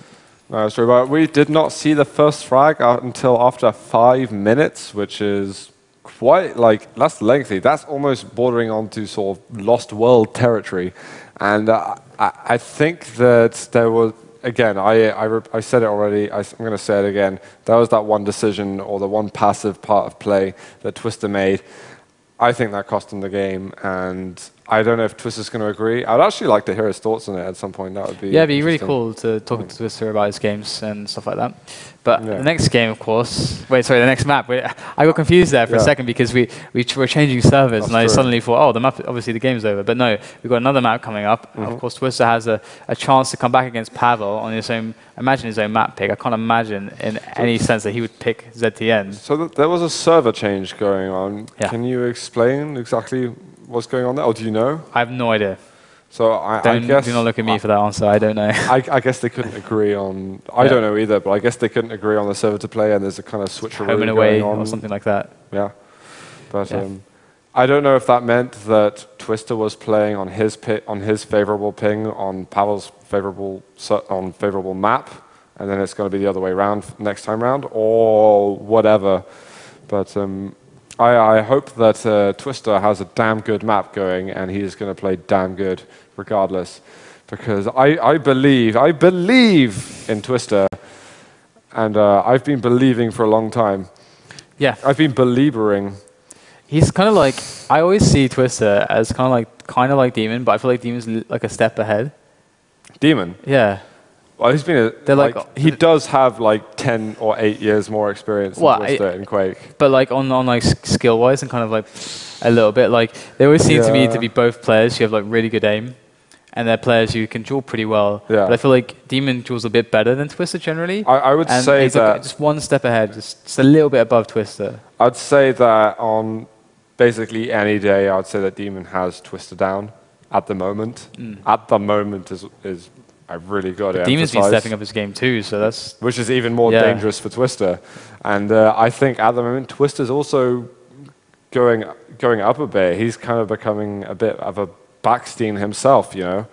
And I want to see him flourish a bit more. I want to see him really grow, and I want to see him think more about his game. It was less than 6 months ago that he was really kind of analyzing his demos, checking back, getting feedback from his games from pro players. And I want him to be doing that now. I don't know if he's too busy with work or anything, but this is what he's got to keep doing if he wants to flourish like Backstein did some months ago. Yeah, definitely. And I'm just going to see what's happening. Okay, we do have a server now, and it looks like we can join this one and get into the game. Yo. Pavel is playing on Hectic at the moment. I, for some reason, completely blanked this map. This is an excellent choice by Twister. And so now my Demon Twister kind of comparison is making more sense. Yeah, because Demon is the hectic man. That's true. But do you think Twister can take this? I think so. Yeah, definitely. Yeah, I like to hope so. I think Twister's the kind of, you know, we saw him on some previous cups. There were also during the summer there were some cups where it was actually the Adroits qualifier cups where Twister was kicking ass. No one could beat him on this map. And finally, we're actually getting to see him on the podium, on the in the spotlight, where we can see him perform to our audience on stream for real, because this has got to be his game. And I'm going to be seriously surprised if Pavel can outperform in here on 90 ping. I've got to just say that because I just saw what it is. It's 90 versus 50 ping for all you hardcorers out there who really enjoy ping. Ping is fun. And remember to keep supporting FACEIT. And, you know, tweet at us, because, you know, Zoot's haircut sucks. We've got to convince him. Just tweet, just spam him. Just spam the crap out of Zoot, man. The amount of times my haircut has been mentioned tonight, I know, but we have to take action, though. Come on, we have to take action because this is not good enough. Of course, you know, I can't really talk because my haircut kind of sucks at the moment as well. But you know, whatever. The game's getting underway, and we've got Pavel against Twister to decide who's going to take this one, because it's match point for Pavel. Can Pavel win Twister's map on Hectic? Let's go. I'm going to switch over to Twister straight away. This is Hectic, and this is this territory. Let's see what he can do here as Pavel goes through that mega out. The LG was pretty solid, but Twister on 20 HP, looking for Pavel to see if he's going to go for that red. Nice rail, but the rocket is so, sublimely placed that Twister could do nothing there, and he might go down again here. That's such a good start for actually both players, but Pavel with some amazing shots, completely putting that situation into his hands, and yet another frag. It is going to be an early 2-0 for the Russian player here on Hectic. Yeah, and there's another frag from Pavel. He's got the LG out trained onto Twister as it does eliminate him once again. 3 quick frags. Is Twister going to be able to do anything? We said again, you know. Oh, what? That was so quick. Twister with the 2 Cypher-esque rockets going down there. We got yellow going to be taken up by Pavel. We got all the items coming up at the same time. And Twister's going to be just leering over, looking for some rail angles. Only Pavel's going to hit, it seems like. Yeah, just that dance over there with the rails in the long distance. We've got everything spawning in very close proximity. The Omega, the yellow and the red.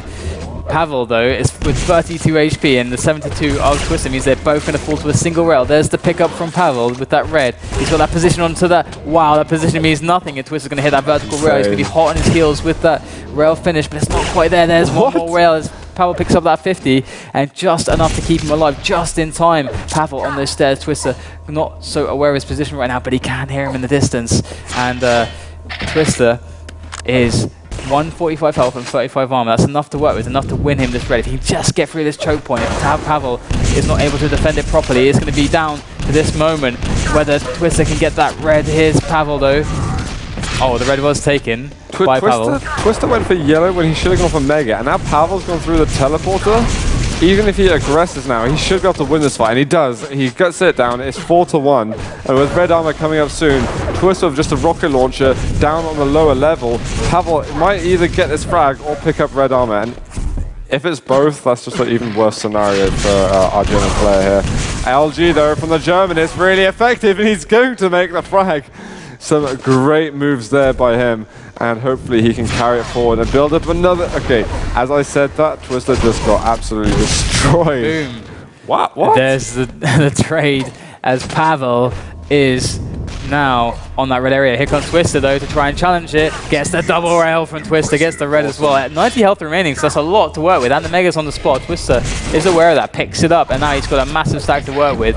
Would obviously love more armor, but all he cares about right now is trying to kill Pavel and get that damage onto him, because Pavel isn't too strong and he really needs to get this lead back. 2 frags is the deficit, and Pavel doesn't have a rail, denied by Twister. Twister, can he use this to his advantage? It's a mid-range fight. LG and Rockets are in action as Twister is shooting down onto Pavel, but Pavel's using those little columns very effectively. Oh, it can actually...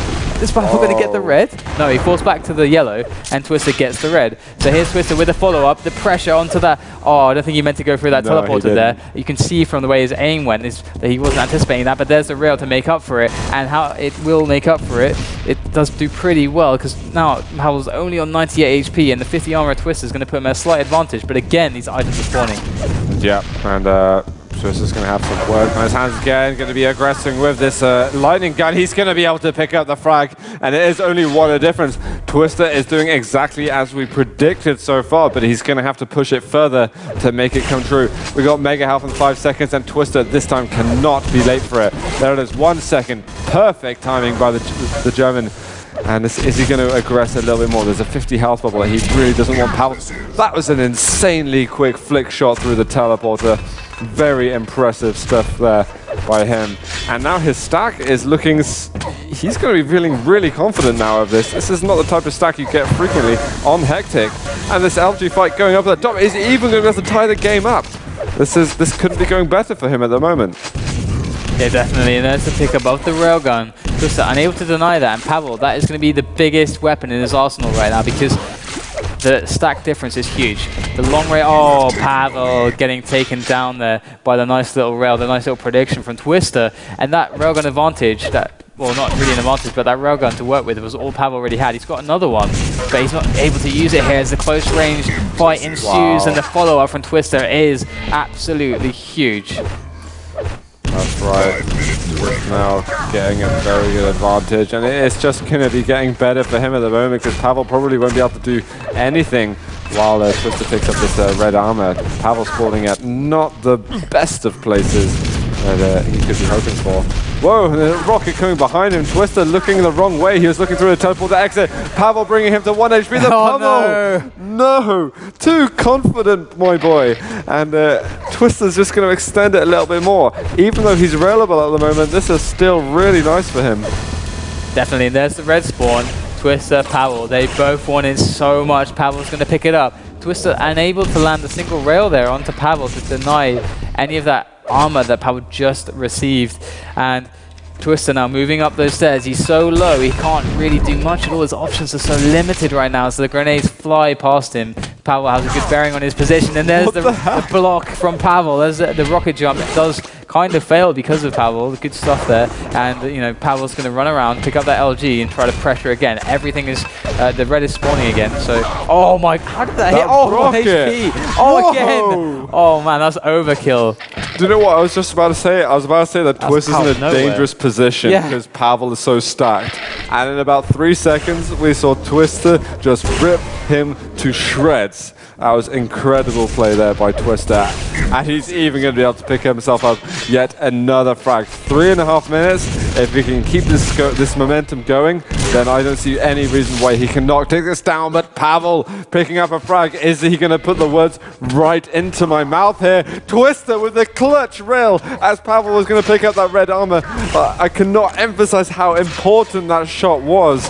And in fact, I'm almost disappointed that Pavel didn't realize that that was a possibility to happen. He didn't even turn for it. He did not even turn for it, and here's Twister on that teleporter pressuring his opponent in that back area. You can't really get more of a kind of crappy back, like slummy area than that on Hectic. And oh, look at this one rocket. Twister unrelenting on his opponent, Pavel, the Russian. Is Pavel gonna be able to use these 3 minutes to bring it back, or is this momentum just gonna be too much? And it looks like it is indeed too much as Pavel calls the GG there, and it's going to go on to another map, the third and final deciding map. Dude, I don't often see Pavel saying GG after 7 minutes to somebody. 15-7 for Twister on Hectic. He bought it and some, you know, insane. He did indeed. And I think, I'm not sure what the third map will be. Are you aware of this fact? No, I'm not sure at all. I just hope that it's not Lost World for Twister's sake. Yeah, indeed. But we'll go to a quick break and we'll be back with the third and final map between Pavel and Twister to decide who goes into the final against Cal on the Tuesday Level 10 Cup from FACEIT.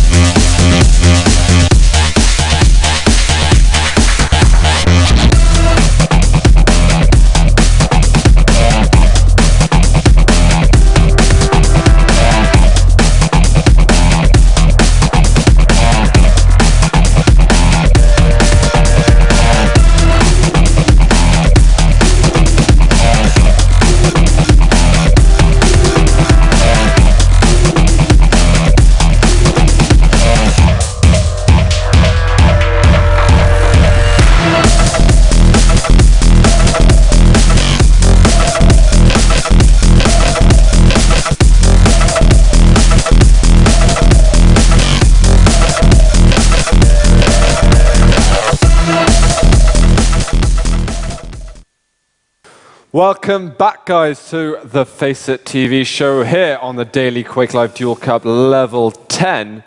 And we have got to the point, one map before the grand finals, but we don't know who the finalists are yet, bar Cal. I wanna.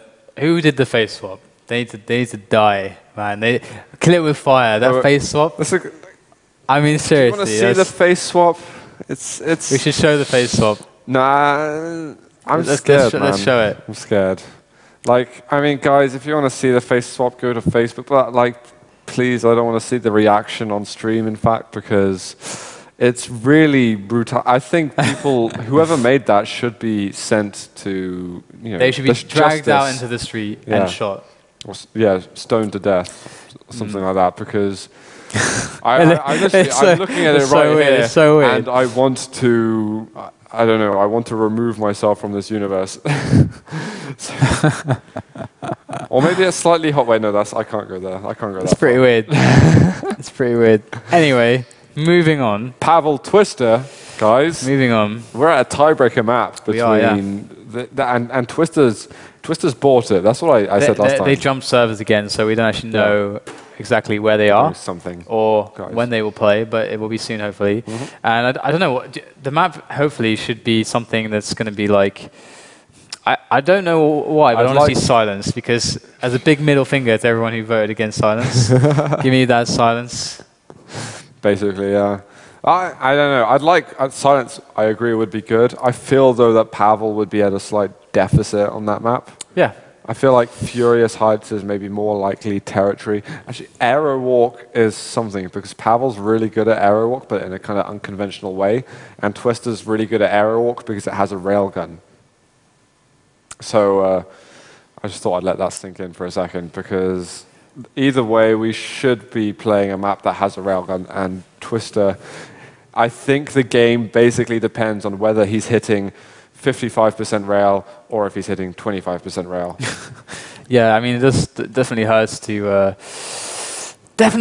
hit like really shitty rail. I mean, I know that when I'm playing duels and I'm hitting below like 40%, it just feels like I have to change what I'm doing, because like you end up getting these situations where like, okay, I'm in the advantage, but then because my accuracy, like my kind of like, if you apply the numbers, if we talk about the numbers game, it's like if you had the 40% at the rail, and I'm no good with numbers, but this is the basic premise. If I'm hitting 40% rail, my opponent has like, let's say, half the health and armor that I do, but he's hitting like 80% rail, like twice as much, and then makes the situation like even or in his favor.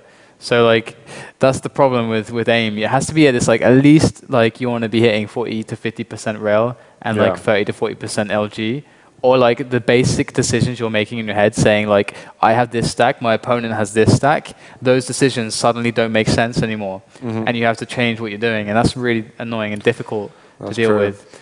If Twister can kind of break through that barrier and take down Pavel, which is in itself a monumental task, he would be going against Cal, which is actually somebody he can take down. You know, this is the kind of level like he can bring down this person. Cal, like I'm trying to imagine Cal versus Ince.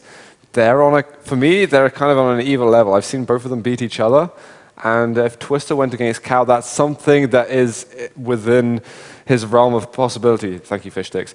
And he could make that, but Pavel is really the biggest. Fish stick says it is, yes. Within the realm of possibility. Okay. I did steal that. In fact, I've been a fan of that sentence for so long I can't even remember. But Pavel versus Twister for me is extremely climactic, because it can decide. This is going to basically decide the tournament for me. And guys, we are going ready right now. This is the final map of the semi-finals in the Tuesday Daily Cup. We're on Twister right now, and it is going to be Aero Walk. So he has that railgun, and he's going to shoot a shot straight away for you guys. Two, in fact. Oh, that didn't even look like it was anywhere near him. Yeah, I mean, what on earth's going on? And he's going to get the rocket. So Twister with the first strike. Is this going to be an omen for the rest of the map? What the hell? He's still hitting 100% rail. I think he eventually missed one in the end.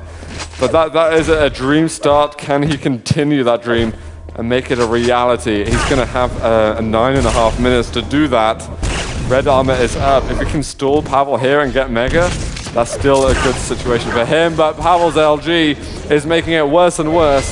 And Twister might have to be a bit more passive. Oh, no. Pavel with a return. He's got 150 armor now to work with as well. And that's a really huge stack. Twister going with this challenge is not going to work out well for him. He does a lot of damage. Look at that. But it's still going to leave Pavel alive though. And he does have a red spawning soon. This is actually a good opportunity for Twister with that rail. If he wants to be aggressive onto that red, he could have done it, but that's not the case. And we've had the Mega spawning in 9 seconds. Pavel's going to get on that for the defense.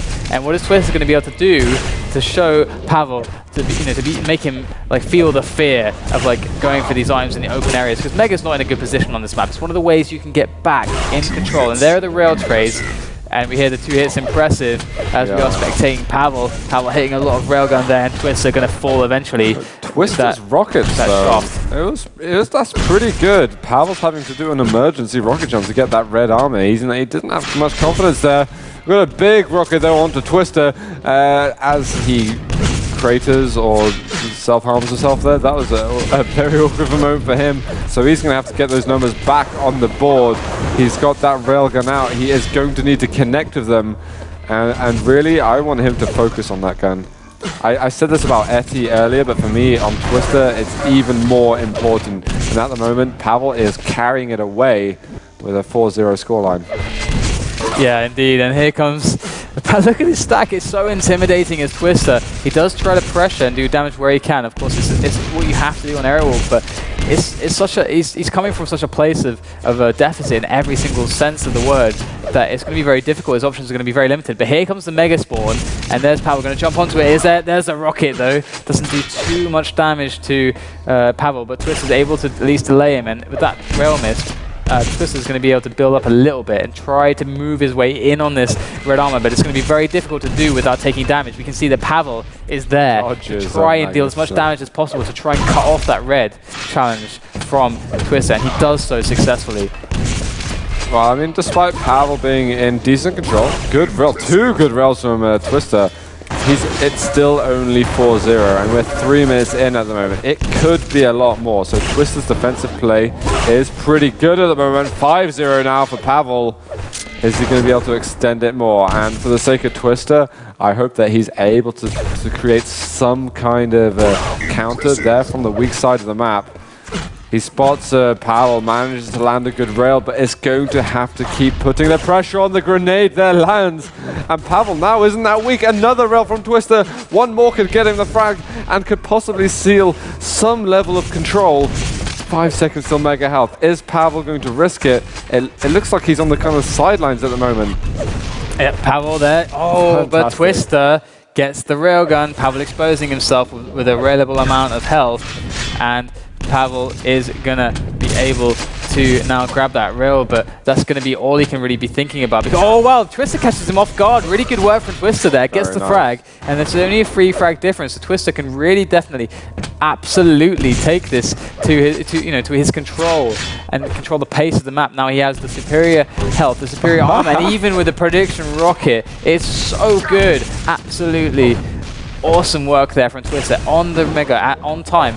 Absolutely, he's got this stuff on lock right now. Twister's really trying to play his absolute best. He's got the timing under control. His aim is doing pretty well right now. And of course, everything's going well for him. Pavel, though, Pavel is a beast, but he's running around with 23 HP. And even though he is a beast, 23 HP is not going to be able to save him. It's just too long. Yeah, Twister, I want him to push over to this yellow at the moment. He's looking for that rail there. Pavel, he manages to find. He's got to be weak as hell at the moment. Still looking for that finishing shot, but he's not overcommitting, which is really good. Mega's about to spawn. He does take a rail, but he's going to be able to stack right back up. Red armor soon. Is he going to play conservatively and decide to go up there? Or is he looking for that shot? And he does try to search for it. He finds it in the end. Looking for the spawn frag and eventually going for the red armor. Twister is playing a really safe game at the moment, and I'm very impressed with what I've seen. 2 rails back to back. It is 5-4-1 a difference. Twister is making an excellent comeback at the moment, and we're past halfway. This is a really slow game. Pavel going to go down once more, and Twister, excellent play. 5-5, still looking for one more. And it's Pavel finally showing signs of weakness here on the FACEIT Cups. He was so strong on Sunday and Tuesday. It might be his unlucky day, the way this German is playing. Yeah, 5-5 is the score right now. Halfway point is well and truly passed. Oh my God. And look at the damage there. Pavel with 15 health remaining. And we're looking at Twister now, and Twister's looking in good shape. It'd be absolutely immense if Twister could close this map out, but he's got a lot of work. He's got a long road ahead of him right now because it's still, again, a tied game. And there's Pavel. He's going to miss that rail. He's going to whiff that. And here is the mega defense. We've got to be looking towards this because this should really dictate how the future moments are going to occur. And look, Pavel can't make a contestation. He doesn't feel confident to do so. And now Pavel's going with the challenge onto this red. Can he actually manage to make it good for him? Go to the teleporter. Again, looking for those angle's not going to find one, but Pavel is going to pick up that red as it spawns. Good timing from Pavel, knows exactly when it is. And now, Twister's so stacked, this is going to be an immense... This fight is going to mean a lot. Yeah, absolutely. I was going to say, I'm not sure I think of that, because Pavel's been given an opportunity to get a stack, and exactly as you said, the next fight is going to decide more or less the next 2 minutes of the game, or at least. And Pavel just strung 2 rails in a row, 3 rails in a row. Twister suddenly in a horrendous spot. We got mega health up. It looks like Twister might even be waiting for Pavel to make a move on this item. Mega also, this is so tricky between both the players. The Rockets are strong, but Pavel comes through. He's got about 70 or 80 collective health and armor, and he's going to be able to make that front and get the lead with the last 3 minutes remaining. Twister still has an opportunity, but he has just brought the work on for himself. This is not good for him. He's going right down to the wire as we have Pavel and Twister battling for a place in the grand finals against Cow of all people. Wow. How did he manage to do that? I will never know. But here is Twister and Pavel on Aerowalk. Pavel with that 100 health now and 11 armor to work with. He should be able to pick up this red, but at what cost as Twister harasses him from below. Unable to deal too much damage to him. Connects with that rail. Another rail, 150 health though. He does pick up that mega. It's so even right now. This could really go either way. Here comes Pavel for the engagement with that rocket. One rocket is all that is needed to kill Twister. Twister is living on the edge. Picks up that yellow armor, going to save himself from that single rail death or that single rocket death. Oh, the rocket is good from Twister there, and there's another frag to equalize things once again. Still, we have no idea how this is going to go, but Pavel's looking pretty weak. I don't know, and I'm actually starting to tremble a little bit because the tension is just constantly rising between these two players. Twister has managed to tie it up again after being at a great deficit. The play from him has been extraordinary, and Pavel is starting to show weakness. And again, 7-6 now. Twister in the lead on this game. He's going to go down once more. We got red armor spawning soon. Twister is just looking for the blood. The LG is actually pretty strong at such a difficult angle, 9-6, and this is almost a perfect end to a game. Can he follow it up with some brilliance? We're going to need to see this because Pavel still has an opportunity. He is renowned for showing such brilliance at the end of his games, and Twister cannot choke now. This would be dire for him. Oh man, please don't even talk about choking. I can't even imagine what would happen if Twister did that. Here's Pavel onto the mega. He's going to get taken down by Twister as he picks that one up, and Twister pushing forward onto the red, going to make that rocket jump to secure himself that red. Here's Pavel with a challenge. Is it going to be good though? I don't know if it will be. 35 health remains. Twister going to fall back. It's really on Pavel to try and make the frag happen here as he is coming in from behind, but they're both so low, but there's a rail from Twister. It's absolutely immaculate as Twister even gets a rail off the spawn. The 14 HP. Pavel knows he's low. He knows he's screaming, but it is not over. I don't know, man. Twister looks so good. He's so low. Surely Pavel can make a dent in him right now. But with 30 seconds to go and a 5-frag advantage, right now, Twister is feeling himself. Pavel's got to go on the hunt, and he has got to get every possible spawn frag if he wants some kind of chance. 20 seconds left. Twister is so close to taking Pavel out in the semi-finals of a FACEIT Cup. And look at that, 1 frag with 15 seconds to go. He has got to be feeling good about himself and his chances in the finals. This has got to be one of the best accomplishments of this player, for this player. 13-7 as the bell goes. Wow. Twister makes it through against Pavel. I honestly didn't have that much confidence. I was feeling Twister throughout the games, but Pavel is Pavel, and Twister, he managed to succeed. He did it. He actually managed to take him down to this best-of-3 on a map where Pavel excels. I am so proud of him. Yeah, really, really good stuff from Twister there. I mean, we knew that he could do it, but it was such an obstacle to overcome, and he overcame it with style. And he's going to be up against Cow now in the final, and it's kind of strange. I really am curious to how this is going to go. I can't imagine that. I really feel like Cow's a massive underdog. I can't believe he made it to the final, in fact. So really good job to Cow. And I mean, we've seen a lot of big names in this tournament. We've seen Backstein, we've seen Matt Trox, you know. We've had these really good players. We saw Cow beating Backstein, who is someone you expect in the final. We saw Twister beating Pavel, who is someone you expect in the final. What the hell is going on? Because at the moment, we are just seeing some crazy results from these players. And Twister versus Cow in the grand finals with people of this caliber, we are seeing new Quake right now. We are seeing new blood breaching new territory. This is a really exciting moment for Quake, in my opinion. Yeah, it's really good stuff. I hope this stuff continues to happen. And of course, you know, I think, you know, we're going to go to a job. A job? Why would I say job? Why did I meant you match. say that? For some reason, that's the job and match switched the, you know. But anyway, we're going to go to a match, and it's going to be the grand final now between Cal and, of course, Twister. So I didn't think I'd say that. I didn't think you'd say that. What? This is, I think, the first on-stream final we've seen Twister make, and it's really, of course, amazing to see that to happen because we really want to see progress in all the players. Yes. And that's definite progress for Twister, especially beating Pavel. Pavel, who is such a force on the Sunday Cup, someone to be reckoned with, and here is Twister showing that he's got the skills to make it through and improve his game, make it to the final. And there's a lot of people who hit those walls, but you know the people that can break those walls in their game and improve at that level, you know, they deserve a lot of respect. I got to say that Twister has been at that wall for a long time, and I feel like he's just suddenly broke it. I was almost losing faith in the fact that he could even make it. Yeah. And now finally he has delivered, and I'm so happy for him to see him do that. And Pavel, he might have to reconsider what's been going on. Why have I underperformed? You know, what happened during that best of 3? I know there were server switches and stuff, but Pavel is like regarded as the best player on every ping. Yeah. And Twister has just gone past that. So an amazing semi-final we've just seen. And guys, we are going to go to a quick break, and then we are going to be delivering you the grand final of the FACEIT Tuesday Daily Level 10 Cup.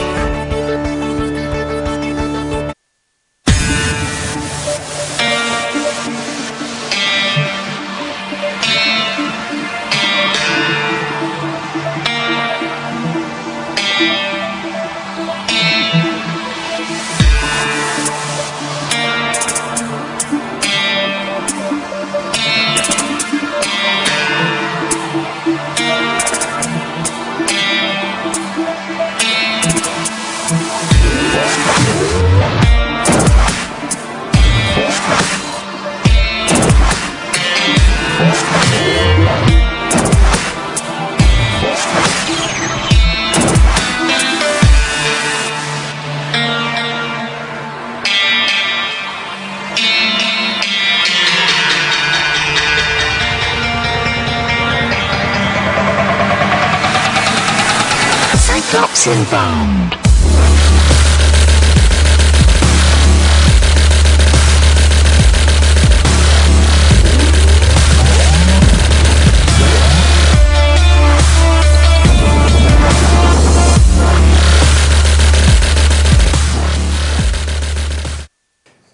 Welcome back, everybody. It is the grand final, and I stress the grand part because we have Cal and Twister, two very unlikely names, making it to the grand final of this Tuesday Level 10 Cup from FACEIT, of course. And Zoo, what do you make of this? I don't know. I had no time to prepare mentally for this kind of result at all. So Twister versus Cal. I did say before the Twister versus Pavel tiebreaker game that Twister has a good chance here in the final against Cal. But now that it's actually happened, I'm not sure. I'm going to say it will definitely go to a 5th map, but I'm nervous. There's no other way for me to explain my feelings because the feelings are so mixed at the moment. What about you? It's so strange because neither of these players have names which you would have a psychological fear of. If you're playing against Avik in the final, you're like, oh, it's crap. Avik. If you're playing Cooler in the final, it's like, it's Cooler. If you're playing these players, it's intimidating on a psychological level. And if there's more of that feeling of that we saw against with Seven against Cypher in the Sunday Cup, where Seven was beating Cypher in the best of one phase on Aerowalk, and he kind of gave it away. He's clearly in the lead, but it's quite obvious that he was thinking, I'm beating Cypher. Yeah, what the hell is this? That's the weight that those players, their names have in your mind. They have this huge weight to them. And really with Cal and Twister, it's not really the case. Twister and Cal, okay, both great players, but neither of them really have a weight. So I'm interested to see how this map is going to play, or this match is going to play out, because neither player is necessarily a huge name yet. Yeah, I think that maybe, if anything, a little bit of stress is going to be going off. They might feel a little bit at ease against each other. I think more of the stress is the fact that we're watching them. That's probably going to be the biggest weight on their shoulder, the fact that they're being watched and that they have to deliver for the audience, which is you.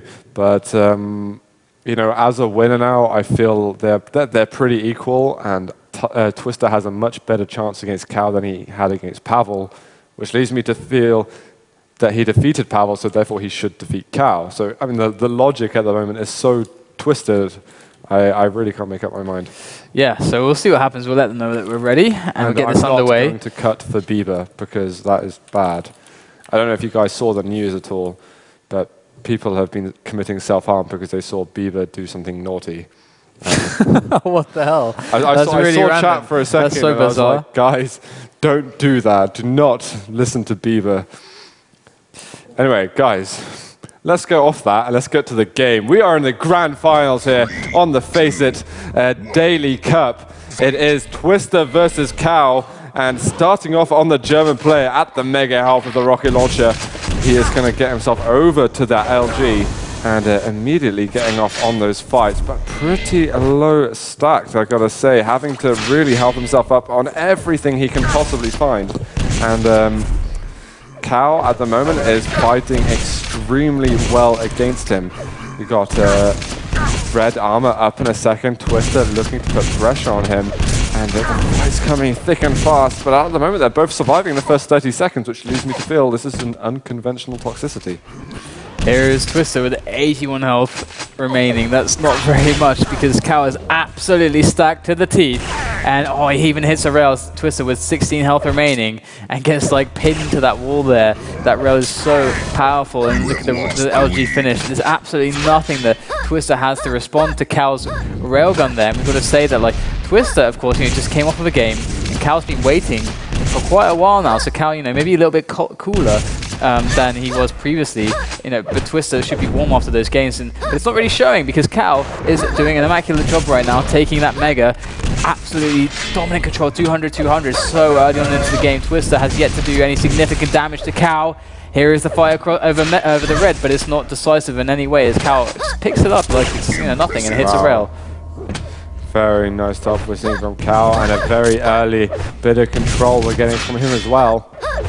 200 oh armor. My god. Stunning rail. On my screen that looked like it was nowhere near. Look at that spawn. Goes for a teleport and he's like, I will surprise him with my gauntlet. And it did a little bit of damage, but Cow really not falling from much. I'll be impressed if he can get over this mega health quick. That rocket might slow him. Good stuff from Twister. Yeah, a nice little rocket there from Twister to kind of deny Cow that positioning, denying that space that he wanted.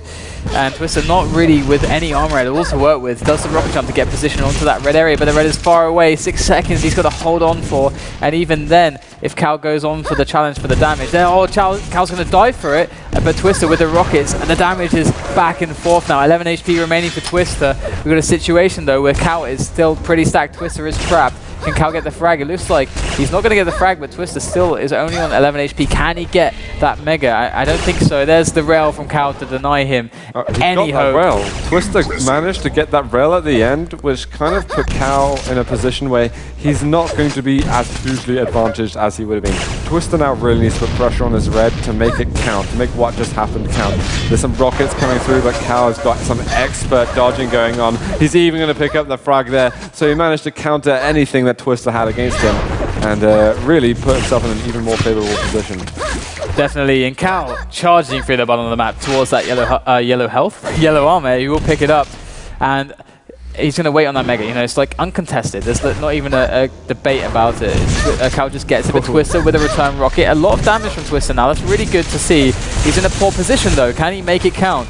I don't think so. As Cow moves on to that yellow, he's just going to cut his losses right there. And I mean, a lot of losses were had as Twister managed to do a lot of unreturned damage, spamming that teleporter exit. Cow hears it. He knows that Twister is there and that Twister is dangerous right now. He has, you know, at least 100 armor to work with. Cow does have the advantage on armor and health, but Twister may have the advantage on positioning. And here comes Twister. Oh, the fight is even going to happen. Twister finally getting himself on the board. Make a little bit of choice to happen with those major items. He does manage to hit Cow up coming from below. 2 rails back to back from Twister. So that red armor is going to be denied and a bit. Oh my god, that was pretty sick. Amazing flick pixels rails from Twister. Let's see if we can have a few more of those to carry him forward in this game. And another yellow is lurking, and it is actually going to be Cow who's going to be able to pick that up. Red armor coming up soon. Twister trying to set up a bit of a trap. Cow with the wrong weapon out at this situation. He's going on to mega health, but it's not up for a while, and Twister makes it count. Red armor up in a moment. What spawn is Cow going to get? And it's not going to be one that's going to benefit him greatly, because Twister now with 100 armor and that mega health putting him up to at least the starting HP stack. Twister can carry this forward. He can push this forward into a tied game if he can really knock Cow down away from his aim.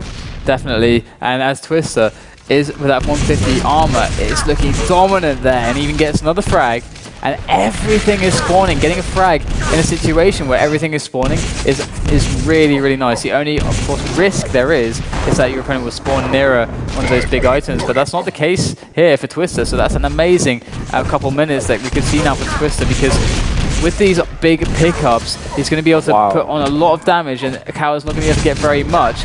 Twister has to be aggressive upon this red pickup. And, oh my god, look at that, walk straight into that rocket. Twister, I would even love him to just do rocket jumps here, just rocket jump straight into that yellow area to pressure. I mean, there's not a lot of big items spawning, so you're going to go for it. And here is Cow though, going to make that push onto that mega, but it's not going to be good, and Twister's going to win this mega. Yeah, so I would like to as well to see some serious aggression from Twister. Is he going to leave mega up though? It's quite an unusual thing to do on Toxicity. You've got red armor there. Twister could pick up a frag here, but it looks like he's slightly afraid of the plasma damage that could come from Cow. And this is really bad for Twister, because he might lose out on mega health as well. But Cow goes through the teleporter, searching for that yellow, which is not there. He's going to be able to back off. He takes the rail, but it's worth it in the end for the rest of the items that he's going to pick up. Another yellow is going to spawn soon, and the rocket takes him down. Oh, but he misses the jump. This could slow him down immensely. There's a red armor up. He's only 2 frags ahead, and this is a dreadful time to give away 100 free armor to your opponent. Yep, and here's Twister with position around that red, but it's not very useful if the red is not spawning. And going to move away to this mega area. Everything is spawning in 10 seconds, as we can see, as we have that luxury being the spectators and not the players.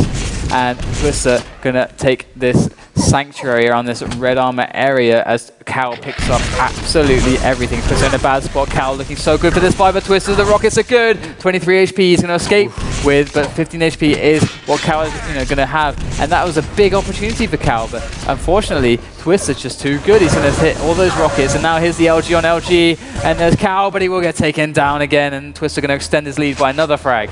That was actually Cal failing on a clutch opportunity. He needed to hit that rail.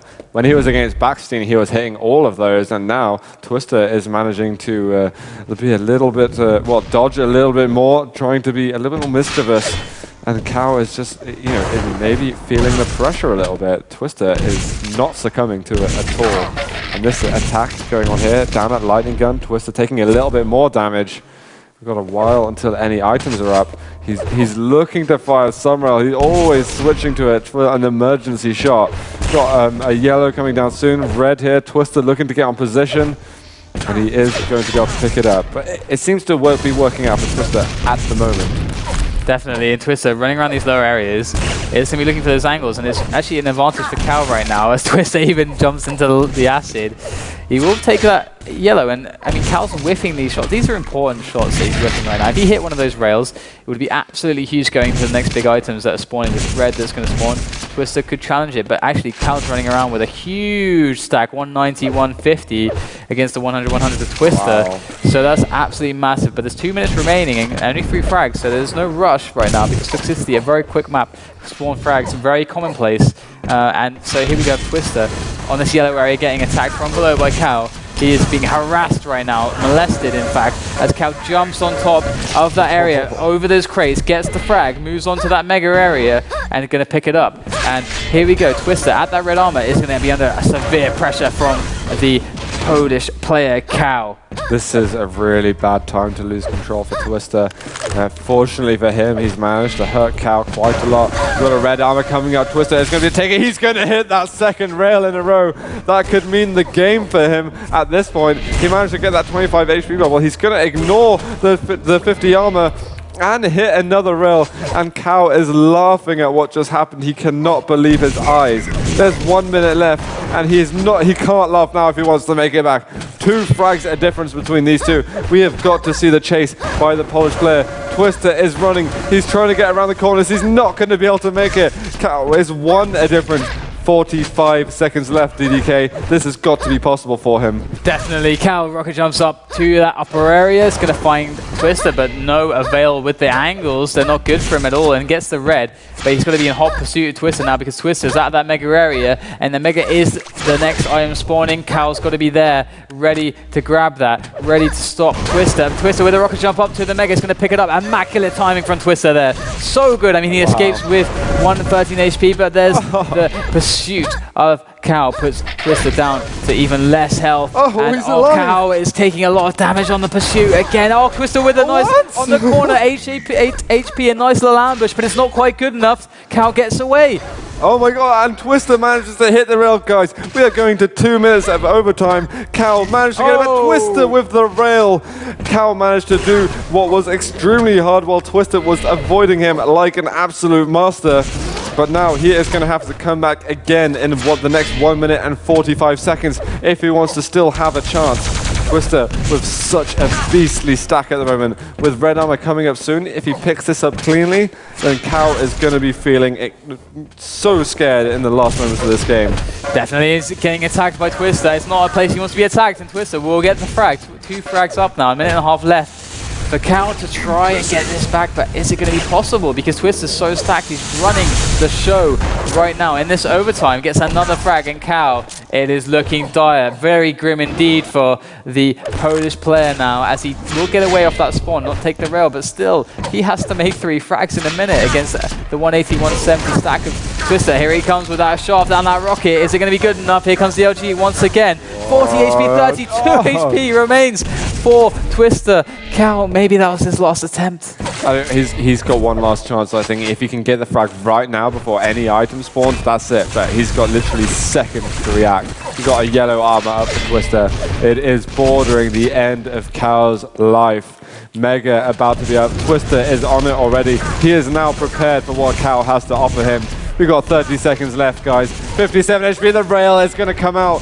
3 frags to go, but the Cow is going to need to find every perfect spawn frag if he wants a chance at it. He spots Twister on the side. The rockets are coming out. He has to chase through the teleporter, but the rockets are so good, but so are Cows as well. It's still going. There are seconds, and at the moment, Twister is delaying his spawns as much as he can.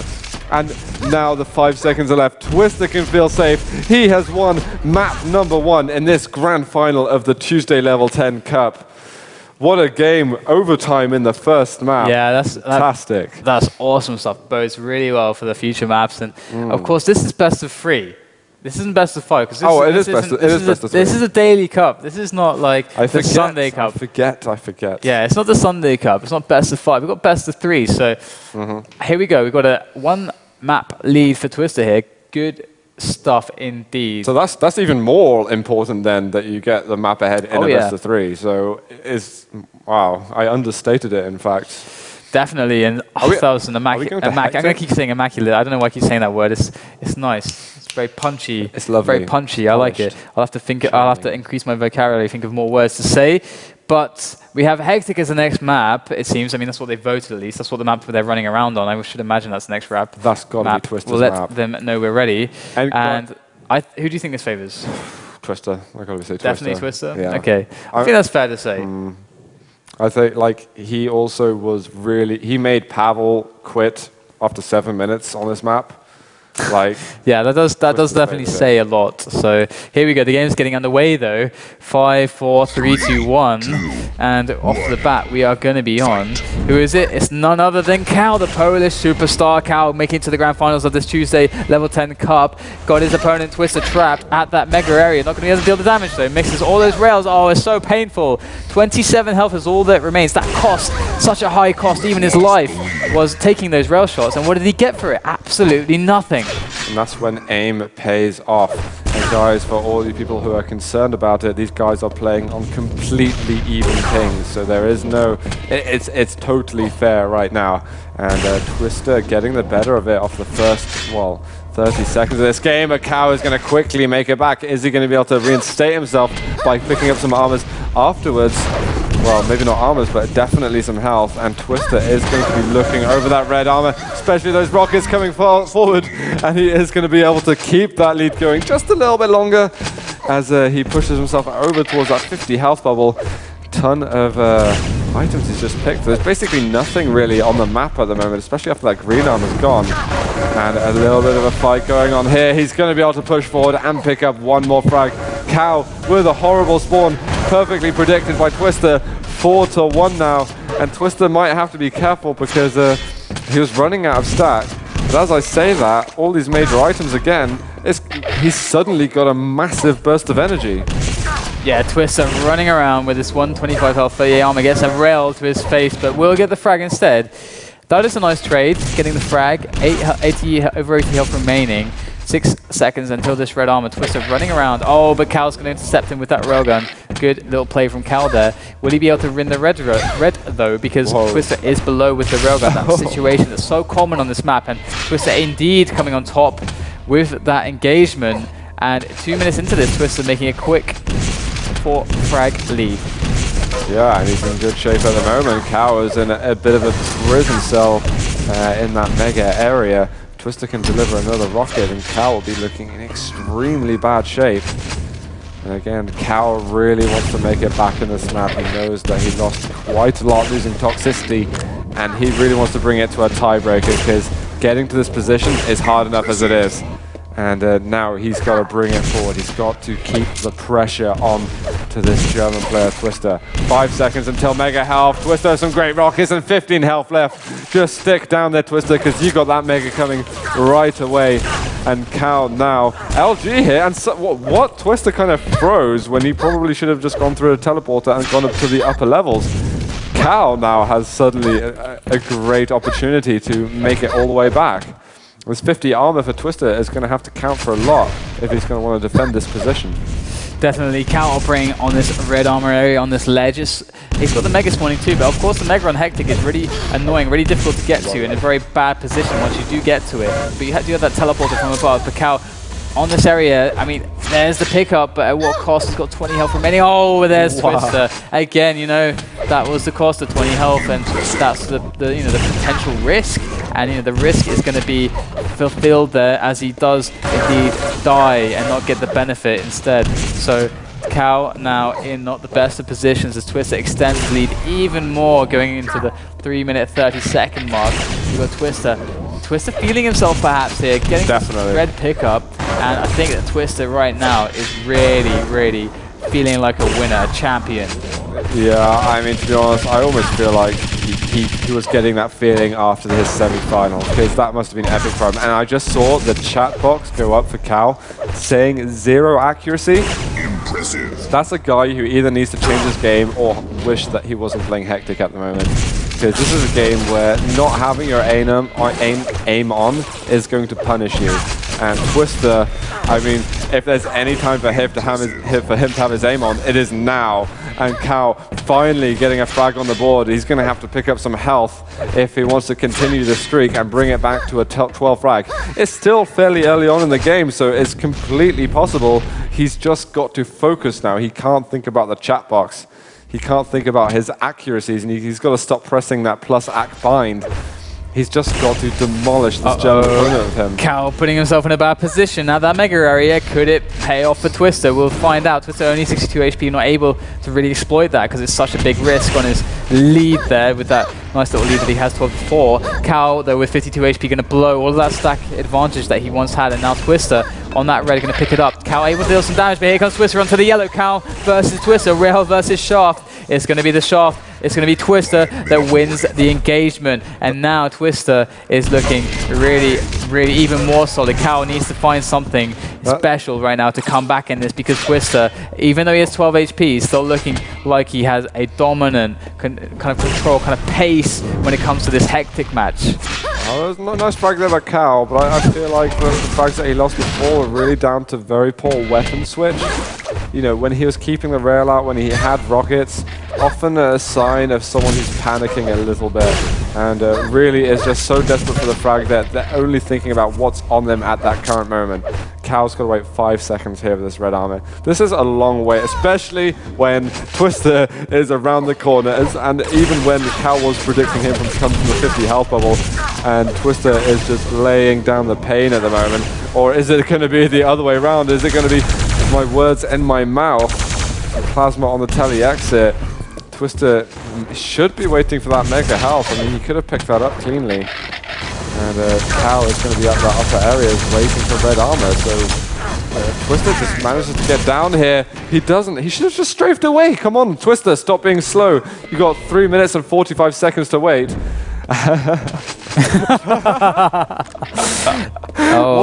What a thing to say in the grand finals. Don't you dare talk about Destruct now, Zoo, because that is a comeback that is quite possible. That's actually quite bad, because like Twister's ahead by look at 8 frags.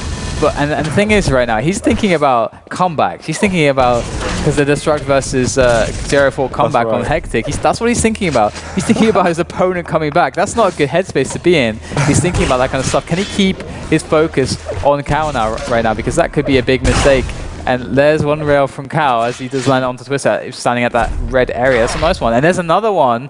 Oh my God. Twister, is he in trouble? It's 3 minutes left. And I mean, it's totally doable for Cal. I mean, we've seen that kind of deficit made up many a time on Hectic. Oh, and getting another one from Cal. Cal is looking pretty good right now on these railguns. On these rails, sounding like Jay there. And Twister on 24 HP, moving around this area, going to try and pick up that 50. And times it well enough that Cal cannot see sight of him, but there, look at that rail. Oh, what? Twister. Man, please don't give it away, please. These are 0-4 rails we're seeing at the moment from Cal. He's starting to wake up from the 0 accuracy that he was chatting about before. And Twister he needs to conjure some kind of a recipe to avoid disaster happening. 2 rails back to back. Cal manages to hit one in the end. red armor is up. He's got to hope there's no spawn by rail. But one left. He's looking for the shot.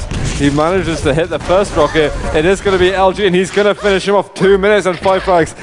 DDK has a Twister just jinxed himself. I'm so terrified. That's what I was saying. Like, as soon as you start getting out of your head, losing your focus on what's actually happening, focusing on the situation at hand, that's when really bad stuff happens. That is what happens to people who choke. And here comes Cow again with a frag. It's 4 the difference now, and 2 minutes remain. Less than 2 minutes remaining. Please, Twister, come on. You gotta control the situation. Get your head sorted out.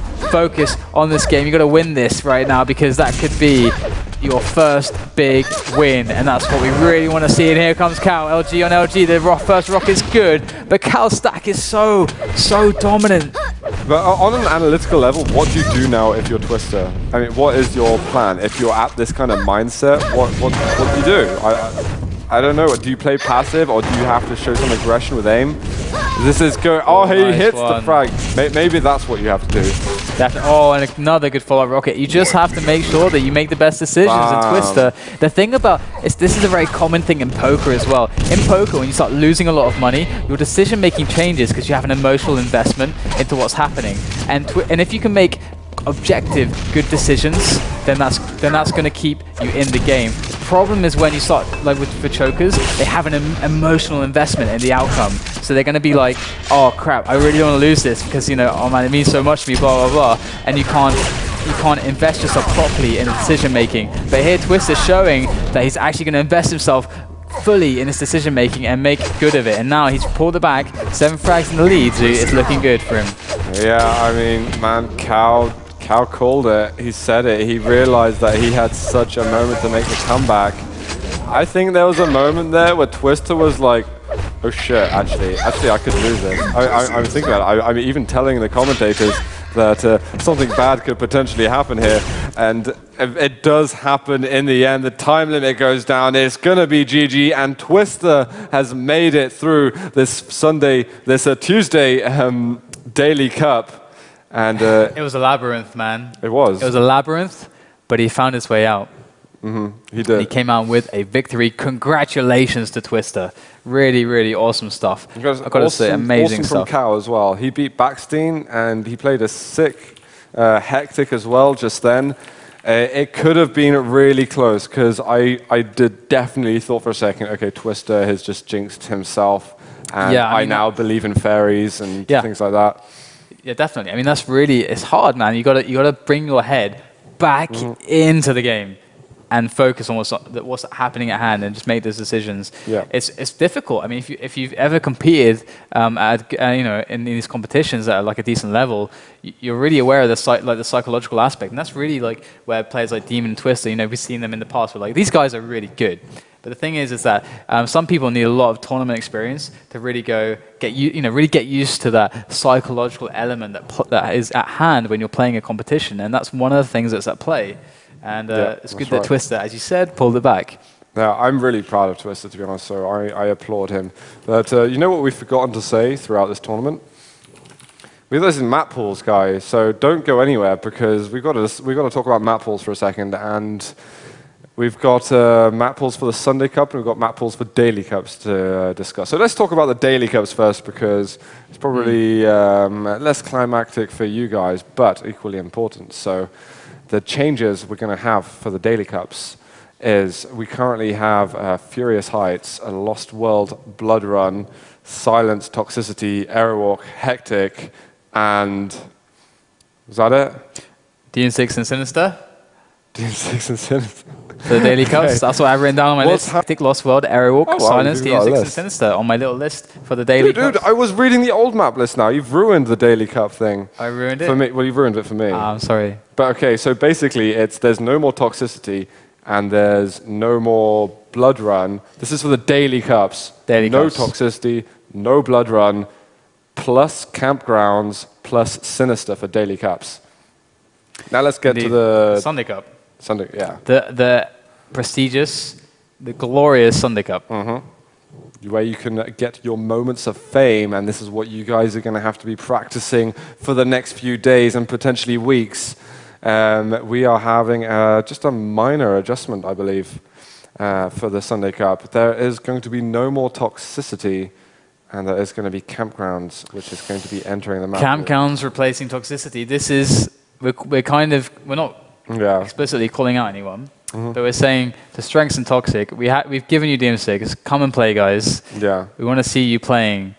Because I think everyone wants to see you play, not just us. Yeah, and like, you know, we gave this poll out some days ago, or a couple of days ago, saying vote for the map you want out. And we saw sides going, you know, voting. And we're like, you know what, we want to push the new maps as well. We want to push the map makers. We want to push the community forward in this way. And we feel like it's going to be a good way to advance. We want people to learn from these experiences. We don't want people to drift backwards. And as you said many times, we're going to be changing up the map pools. So if you don't like it, don't worry, because stuff is going to be changing up. That's exactly right. Relatively frequently. So don't worry, don't fret, don't fear. So if you're practicing toxicity hard, well, sorry, because if you want the Sunday Cup, then Campgrounds is going to be the one to replace it. And we really hope that we can see some interesting action on that map next weekend, because we know a lot of people practice Campgrounds as it is. Yeah, definitely.